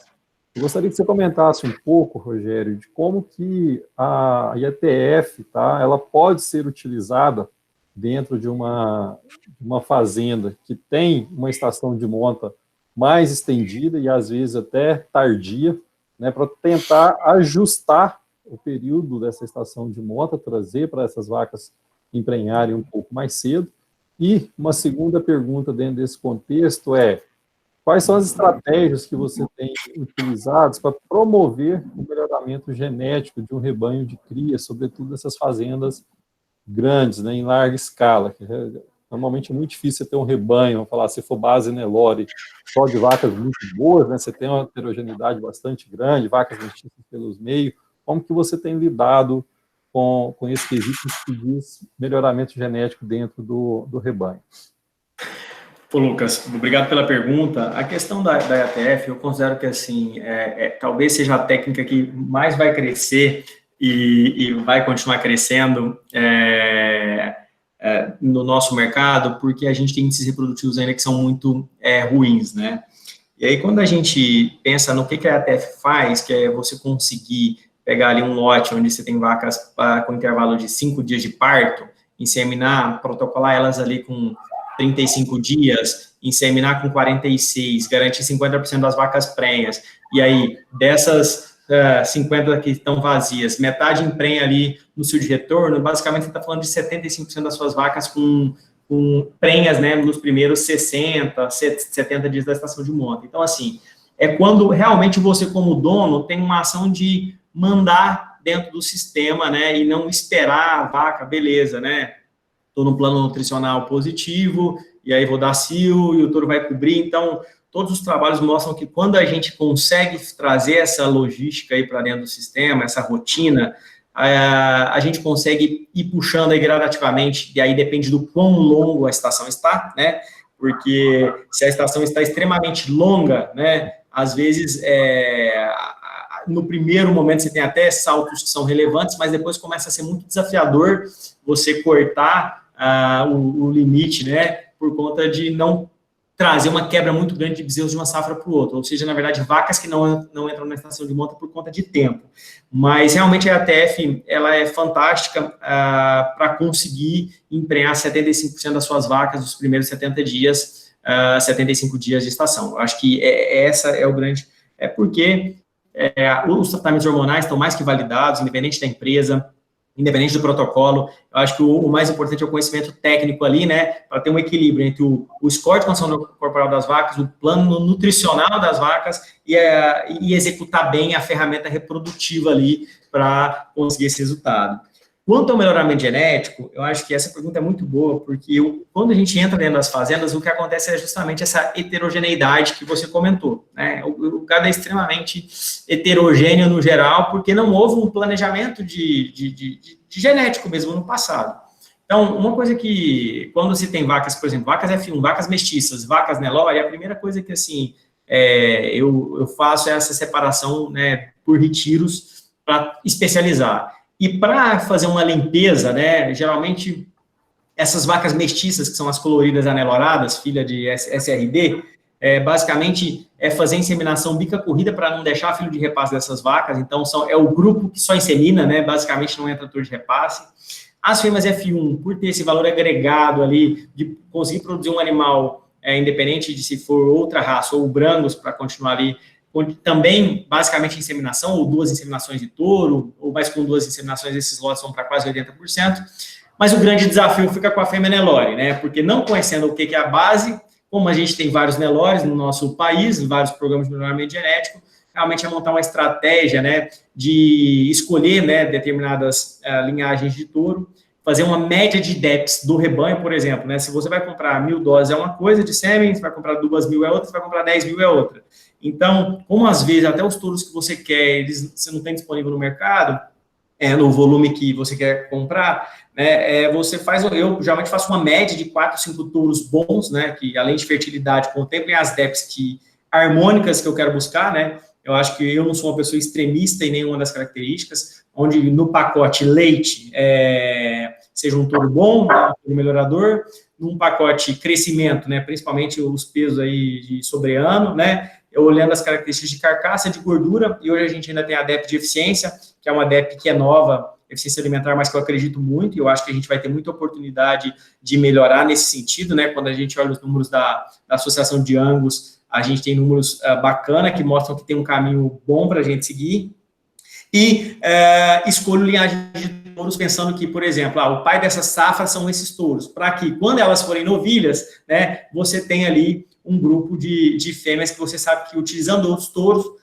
para você não ter que ficar fazendo acasalamento em gado comercial, você consiga utilizar touros que realmente não tenham consanguinidade, e como geralmente a gente compartimentaliza a fazenda com um sistema de produção, ou seja, fêmeas em recria, né, retiro de primípara, retiro de secundípara, fica fácil de você acompanhar por conta da geração. E aí, essa implementação de conceito de geração é uma coisa bacana, né? Então, por exemplo, a safra A, safra B, porque sempre que você olhar a safra, se você faz um book ali de touros utilizados, você tem ali, apesar de no sistema individualmente você ter quem é o pai, mas aí você tem ali, os touros utilizados na safra A, pai da safra A são esses, da safra B são esses, da safra C são esses. Então, eu tento fazer isso sempre para organizar a questão da estratégia genética ali do rebanho. Excelente, Rogério. Pegando uma carona aí nessa questão da estratificação do rebanho, né, você mostrou lá resultados da novilha, da primípara, secundípara e multípara. Né, o Francisco da Conceição, ele gostaria que você falasse um pouco mais na prática de como que você tem feito essa separação dos lotes por categoria dentro das fazendas. Olha, na prática a gente tem feito tudo bem separado mesmo, né? Talvez em fazendas menores isso possa ser um desafio, mas a gente vê que tem uma questão muito também de aptidão de colaborador, né? Por exemplo, novilha, né? Fazer maternidade de primípara, novilha prenha, né? Ali tem que ser um capataz que gosta demais e que tem paciência, porque a gente sabe que os animais são mais nervosos, são animais que nunca passaram por aquela atividade, nunca pariram. Então, quando você tem ali uma equipe, né, que é calma, que tem um pouco mais de paciência, para conseguir fazer o manejo de maternidade com primípara, se torna extremamente relevante. E, por exemplo, no caso da recria de fêmea, né, o foco da recria de fêmea é diferente do manejo com bezerro, a aptidão foco em ganho de peso. Então, basicamente, a pessoa que está ligada no sistema de recria, ela tem que ser uma pessoa que tem ali esse tino de, olha, manejo de pasto, suplementação, manejo de pasto, suplementação, olhar para o gado e a novilha está ali te contando como é que está a curva de crescimento dela, né, para realmente conseguir os objetivos. Então, na prática, a gente tem trabalhado com, né, daí, lógico que depende do tamanho da fazenda, depende de várias coisas, mas é numa priorização mesmo, onde a fêmea mais importante da fazenda, né, é sempre a novilha prenha, né, a novilha prenha que vai se tornar primípara, a novilha prenha barra primípara, né, em segundo, o foco é na recria de fêmea, né, e a gente sabe o gargalo que é a recria de fêmea em muitas fazendas, e aí secundípara, depois a vaca de segunda cria, quer dizer, onde tem as vacas, o retiro das vacas de segunda cria, ou pastos, né, se não tiver separado por retiro, e depois as multíparas, né? Logicamente, quando eu falo de priorização, não estou querendo dizer que a última está num lugar ruim, mas, por exemplo, se eu vou colocar num pasto de pior qualidade, um pasto um pouco mais passado, ou num pasto de umidícola, por exemplo, nessa escala, a gente vai escolher colocar a multípara e nunca os animais que são mais exigentes e que a gente sabe, né, que tem que ter um cuidado melhor para ter os bons resultados. Maravilha. Ô, Rogério, a Lívia Molina traz uma pergunta aqui que eu acho que é tema de uma outra palestra, mas vamos lá. Ela está perguntando quando que ela faz... Bem tranquila essa, assim, fácil de resumir. Rogério, ali. Ela está te perguntando aqui quando que ela faz a IATF no sistema de Nelore e Angus, né? Quando ela está usando essa metodologia, até que ponto ela pode investir, né, no sentido de que percentual do rebanho seria adequado para não atrapalhar a reposição das matrizes Nelore, né, e quando que seria a situação onde ela primeiro inseminaria com Nelore ou fizesse essa inseminação para o final de uma estação de moto. Tá, a pergunta é muito boa, Olívia. Eu acho que para a gente pensar nessa proporção de animais que seguem com Nelore para produzir animais de reposição ou com Angus para produzir animais terminais, a gente tem que olhar primeiro os índices zootécnicos da fazenda, né? Quanto realmente está tendo de prenhez e qual é o objetivo de crescimento de rebanho. Se a gente está trabalhando num rebanho estabilizado, a gente tem uma interpretação. Se a gente está num rebanho que vai crescer, quer dizer, eu preciso de fêmea Nelore para crescer, a interpretação seria outra. Eu vou responder a pergunta partindo do princípio que o rebanho está estabilizado. Geralmente, as fazendas que estão com o rebanho estabilizado e que querem ter uma folga na seleção da fêmea Nelore para entrar na reprodução, elas têm que trabalhar ali no mínimo com 60% a 70% de fêmeas inseminadas com Nelore. Quer dizer, o que geralmente eu recomendo? Logicamente que talvez essa recomendação não se aplica, né, para a sua realidade, mas grande parte dos sistemas que eu vejo que as vacas que parem primeiro, que parem cedo, né, a gente insemina 60% a 70% delas na primeira inseminação com Nelore, e depois, né, as vacas que parem para o final ficam com a inseminação de âmbito. Caso haja uma segunda inseminação dessas vacas que foram inseminadas primeiro, se tem ressincronização das vazias, geralmente, na ressincronização, a gente insemina com ambos. Mas essa conta, ela tem que ser ajustada, né, caso a caso, mas só dessa forma que geralmente consegue-se ter o número de novilhas Nelore necessárias para fazer a reposição das vacas vazias. Logicamente que se sua taxa de prenhez é 90, a sua reposição vai ser um número, se sua taxa for 75, a sua necessidade de reposição vai ser outra, partindo do princípio que 100% das vacas vazias são descartadas, né, que não existe a vaca chance, a vaca retenção, a vaca solteira, e cada fazenda tem um nome para essa vaca. Mas grande parte dos sistemas isso se aplica, mas se você quiser, pode pegar meu número, a gente troca uma ideia aí pelo WhatsApp, e podemos até colocar no Excel, fazer um pouco de conta, dependendo aí do seu objetivo. Ótimo, Rogério, obrigado aí pela disponibilidade. O Ricardo Ferreira traz um tema aqui em relação à novilha Nelore de sobreano numa estação de outono, ou a safrinha, né, qualquer que seja o nome, né, sobre como utilizar essa metodologia como uma estratégia para a redução da idade ao primeiro parto e, sobretudo, também para poder aumentar a retenção dessa fêmea como secundípara, né? Que um dos grandes problemas, igual você mostrou bem, na grande maioria das fazendas, baixa taxa de prenhez nas primíparas, né? E se você for vender suas vacas vazias, você estaria retendo, vamos falar assim, o que você teria de melhor no rebanho, né? A matriz que ainda estão em crescimento, e como que essa estratégia de novilhas de 18 meses poderia contribuir dentro do sistema? Bacana, uma excelente pergunta. Eu praticamente na minha vida profissional, desde quando formei, nunca trabalhei com a estação de outono, tá? Mas quando estagiário, eu acompanhei fazendas que faziam uma estação de outono, né? Então, basicamente, as fazendas faziam ali uma estação em março, abril, maio, dependendo da região, dependendo da fazenda. Essa fêmea, né, ela paria ali ao redor de dezembro, janeiro, fevereiro, dependendo da fazenda também, e depois ela desmamava, ela não entrava na estação, né, porque não dava tempo, né, ela realmente ficava parida sem entrar, e depois desmamada, entrava solteira no ano seguinte. E aí a prenhez dessa primípara desmamada dá 95%, 96%, e eu concordo com o livro que essa estratégia, com o Ricardo, que essa estratégia funciona, né, sob o ponto de vista de retenção. Mas o que grande parte das fazendas apresentava era como essa fêmea pare e passa todo o período de seca com um bezerro ao pé, sendo uma primípara, né, uma primípara ali de 29, 30 meses, ela não é uma precoce, mas não é uma primípara normal, mas é uma primípara que vai passar com um bezerro de 4, 5 meses na seca, parida. O que a gente via, né, era um desempenho muito ruim do bezerro, né, e uma perda de score de condição corporal muito grande da novilha, da primípara. Mesmo que isso recuperasse depois, porque depois ela fica solteira, entra no período de água, solteira, tem excelente resultado.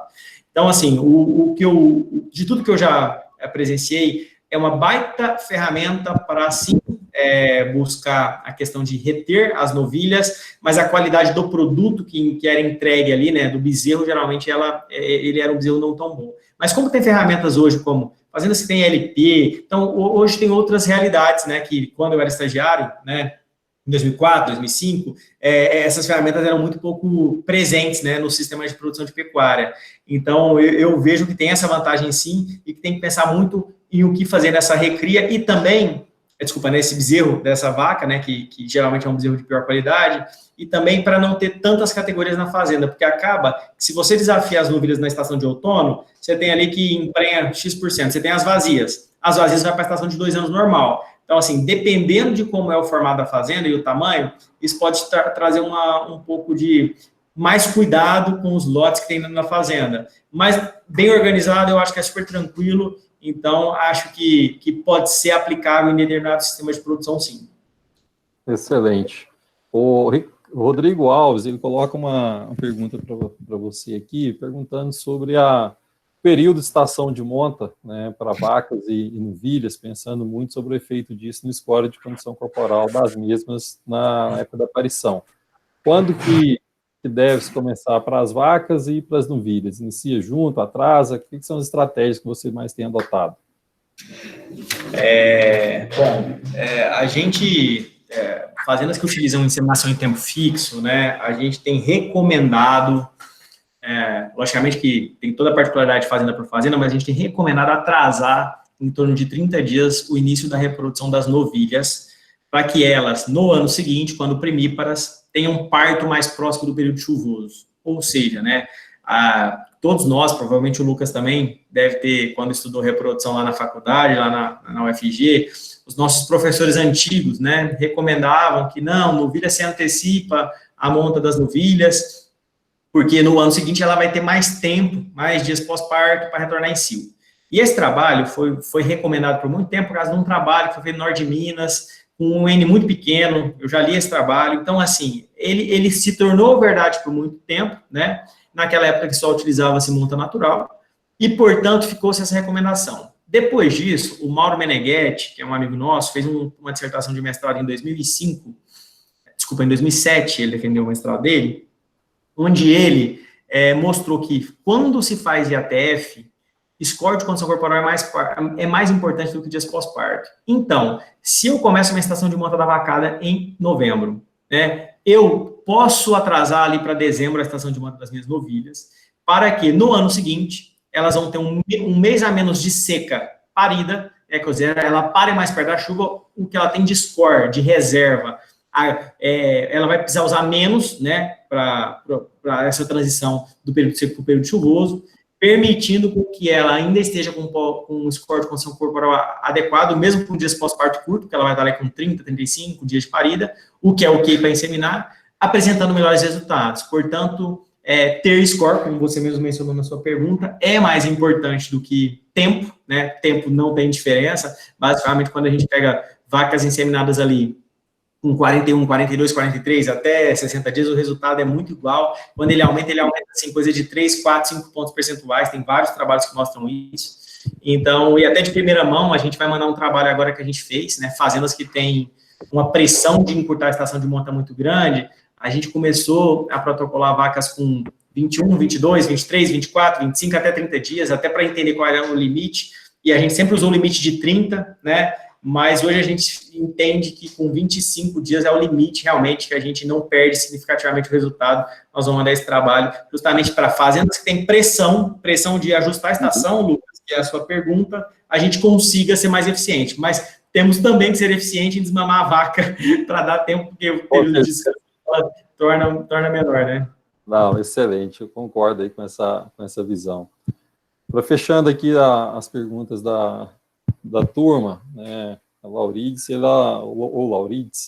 ele pergunta para a gente aqui se o calor do Vale do Araguaia ele é um empecilho para trabalhar aí com animais F1, né, considerando, inclusive, fazer um cruzamento terminal, né, com Angus para ter um 3/4 de europeu. Acho que você tem experiência de sobra para falar sobre isso aí. Comenta um pouco para ele, por favor. Laurides, eu, de verdade, nunca utilizei Angus na F1, num sistema a pasto, mas vou te falar da minha experiência com algo que vai ser pior do que seria esse animal Angus, que é utilizar Wagyu, que a gente já teve uma experiência por conta de contrato, numa fêmea meio sangue. É muito sofrido, um animal 3/4 sofre muito calor, enquanto ele está no pé da vacada, ele vai com desempenho, no caso do Wagyu, o desempenho já é de ruim pela raça, né, já é um animal que tem uma taxa de crescimento pior, mas já vi também muitos criadores vizinhos usarem, por exemplo, um charolês, né, numa fêmea F1 Angus. Nesse caso, o desempenho, apesar de sofrer com calor, tendo árvore, água e tal, o bezerro vai até a desmama, mas desmamou, tem que ter um sistema muito específico, geralmente é confinar mesmo, para esse animal conseguir ter desempenho. Ficando numa recria-pasto, é extremamente ruim o desempenho, e aí a questão de ectoparasita passa a ser um desafio muito grande, né, principalmente carrapato, e realmente não só no Vale do Araguaia, mas quase todas as regiões que eu já vi, que optou por fazer algum testezinho de 3/4 a campo, né, principalmente passando por recria, é bastante sofrido, ou seja, necessitaria de um sistema com mais nutrição e com menos desafio sanitário, e aí, basicamente, na nossa realidade, a gente teria praticamente só a estratégia de confinamento. Ótimo. Rogério, pegando uma carona aí sobre os desafios sanitários, né, no sistema aí de cria, né, você demonstrou aí que o custo 2019 de 7,6% do custo de produção, né, que é um custo relativamente baixo, mas quais têm sido assim, os protocolos que você normalmente tem utilizado, né, pensando sobretudo em termos de reprodução para reduzir as perdas gestacionais do rebanho? Eu acho que, Lucas, essa questão das perdas gestacionais, elas têm que ser avaliadas muito caso a caso, né? A gente tem fazendas que são fazendas fechadas, ou seja, onde elas não compram gado e que tem uma reprodução e um sistema de descarte muito, muito alinhado, e nesse caso, se ela não tem desafio de uma taxa de perda de gestação alta, geralmente só a vacinação com leptospirose ela é suficiente, tá? Então, assim, pensando simplesmente, além da brucelose, que é obrigatória de 3 a 8 meses, mas a vacinação de lepto a cada 6 meses ela é suficiente. Porém, sistemas onde já tem muita aguada natural, onde você já tem perda de gestação eu conheço fazendas que têm perda de gestação de 15%, 16%, né, da pré-ence final até a aparição, um período que nem é tão grande, né, um período de 5, no máximo 6 meses aí. Então, é uma perda significativa. Aí eu acho que a gente tem que fazer a análise caso a caso, aí tem todas as empresas de sanidade animal, a Urufina, a MSD, as OETs, que podem colaborar para entender o desafio que essa fazenda tem. A gente tem um trabalho do Fernando Aono, que é um amigo nosso, que ele mediu justamente em várias fazendas. Tem fazenda que não precisa vacinar, como tem fazenda que tem que vacinar amanhã. Então, eu acho que entender a realidade de cada uma das fazendas é extremamente importante, e eu considero, assim, a vacina, ela é um produto extremamente técnico. Então, assim, você só vai ver valor na utilização dela quando tem-se a gestão de todos os indicadores, de todos os números na mão. Então, quando a fazenda está aí perdendo 14%, 15%, com certeza tem tantos outros fatores primordiais, às vezes, ali, para serem atacados, e aí eu acho que entender se essa questão sanitária, principalmente nas doenças aí, né, IBR, BVD e todas as outras aí que trazem qualquer perda, como implementar isso dentro de um calendário sanitário. Eu já tive 2 realidades bem distintas, tá? Onde eu implementei 100%, por ter um manejo reprodutivo totalmente intenso e desafiador, né, onde você tinha ali, mostrou-se que a titulação estava alta e tal, e tive um sistema que o desafio foi baixo, que não implementei, mas que sempre estava de olho, sabendo e entendendo que o grande desafio são as fêmeas jovens, né, então, dependendo de como for o cenário, vacinar aí, principalmente novilhas, né, sejam as precoces ou as novilhas de 2 anos, e as primíparas é uma estratégia, porque depois existe uma aquisição aí de imunidade e o desafio passa a ser menor, já que a perda de gestação, como eu comentei também, é maior nas precoces, depois maior nas novilhas, depois maior nas primíparas, e assim, a fêmea que menos perde é a multípara, então ela realmente passa a ter um desafio muito menor dessa parte sanitária. Ótimo, maravilha. Se a gente fosse ter perguntas aqui, nós vamos varar a noite. Deixa eu fazer uma última aqui para a gente ir para o encerramento. Obrigado. Para a gente ir para o encerramento, Rogério, obrigado pela explanação em todas elas. Eu queria entender agora, só pensando no ponto de vista de produção, do custo de produção, o que você vê aí que pode ter, não sei se você já tem algum trabalho disso, mas imagino que você já tenha estudado, sobre o custo de produção de bezerro, pensando aí entre Nelore e Angus, se você vê que tem muita diferença do custo de produção entre as duas raças, não tem? O que você vê aí? Porque eu vejo que a maioria dos pecuaristas, daí principalmente voltado para a cria, obviamente, tem muita dificuldade de chegar no custo de produção. Não estou nem falando de analisar, estou falando só de chegar no custo ainda. E o que você tem visto aí nesse momento?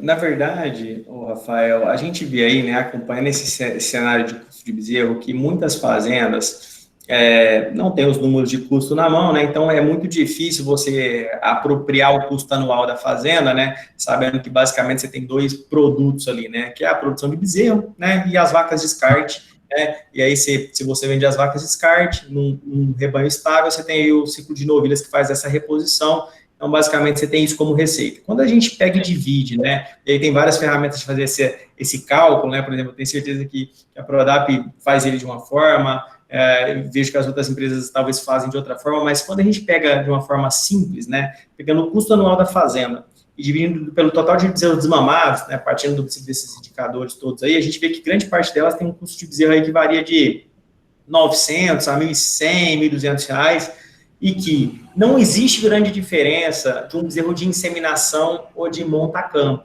né? Até porque o preço dos protocolos, eles caíram muito significativamente. A única coisa que está tendo um aumento um pouco agora é o preço do sêmen por essa questão de dólar, mas o preço de sêmen ficou por muito tempo ao redor de 15, 16, 17 reais. E um touro bom, né? Se você acompanha os mercados de leilão, você vê que um touro bom, ele hoje sai a 9 mil, 10 mil, 11 mil reais. E um touro, existem trabalhos que mostram que um touro pode chegar a cobrir 100 vacas, mas como é um touro, quase ninguém quer arriscar, você bota na relação para 30, e na relação para 30 ele deixa ali 23, 24 bezerros. Então, quando você faz essa divisão da depreciação do touro anual, né, deixando o custo residual dele, compara com esse custo de ATF, que hoje, por vaca inseminada, vira R$45, por vaca prenha vira 90, se você faz essa divisão, os valores ficam muito próximos. Então, esse custo total do bezerro, que eu te falei de 900 a 1.100, 1.200 reais, são esses que eu tenho visto mais, você vê que 10% dele vem do pacote genético touro ou do pacote genético estratégia de ATF, barra sêmen, barra mão de obra, entendeu? Barra protocolo.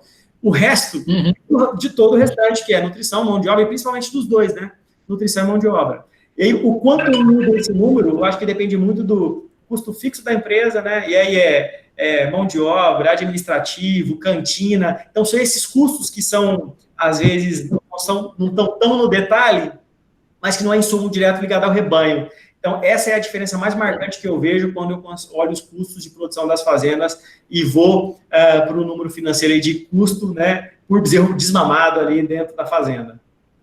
Legal. Tá certo. Beleza, obrigado. Vamos encerrar por aqui, pessoal. Deixa eu ver se chega alguma coisa, mas acho que pela avançada hora aí já podemos encerrar. Obrigado, muito obrigado mesmo, Rogério. Foi, assim, excepcional, diria. Todo o conteúdo que você colocou, assim, domina completamente o conteúdo e com muita maestria aí para colocar todos os pontos aí, que são pontos técnicos difíceis, né, muitas das vezes, de conseguir juntar isso tudo numa forma tão clara de falar, cara. Parabéns aí e muito obrigado mesmo pela participação e por aceitar nosso convite. Ficamos muito gratos aí, nós da Prodap aqui. Que isso, quero agradecer a Rafael, Lucas, a todos que participaram, obrigado pelo convite, obrigado mesmo, estou à disposição para um próximo desafio. Grande abraço. Beleza, pessoal, obrigado todo mundo. Obrigadão aí, Rabelo, valeu todo mundo que pôde participar com a gente até agora, acho que foi muito bom aí. Espero vocês aí, amanhã a gente vai falar de mercado e na sexta a gente vai abrir a caixa preta dos diagnósticos que a gente fez nos últimos 10 anos. Então, quem puder também, tem mais 2 momentos juntos aí, turma. Rogério, um abraço, muito obrigado, viu?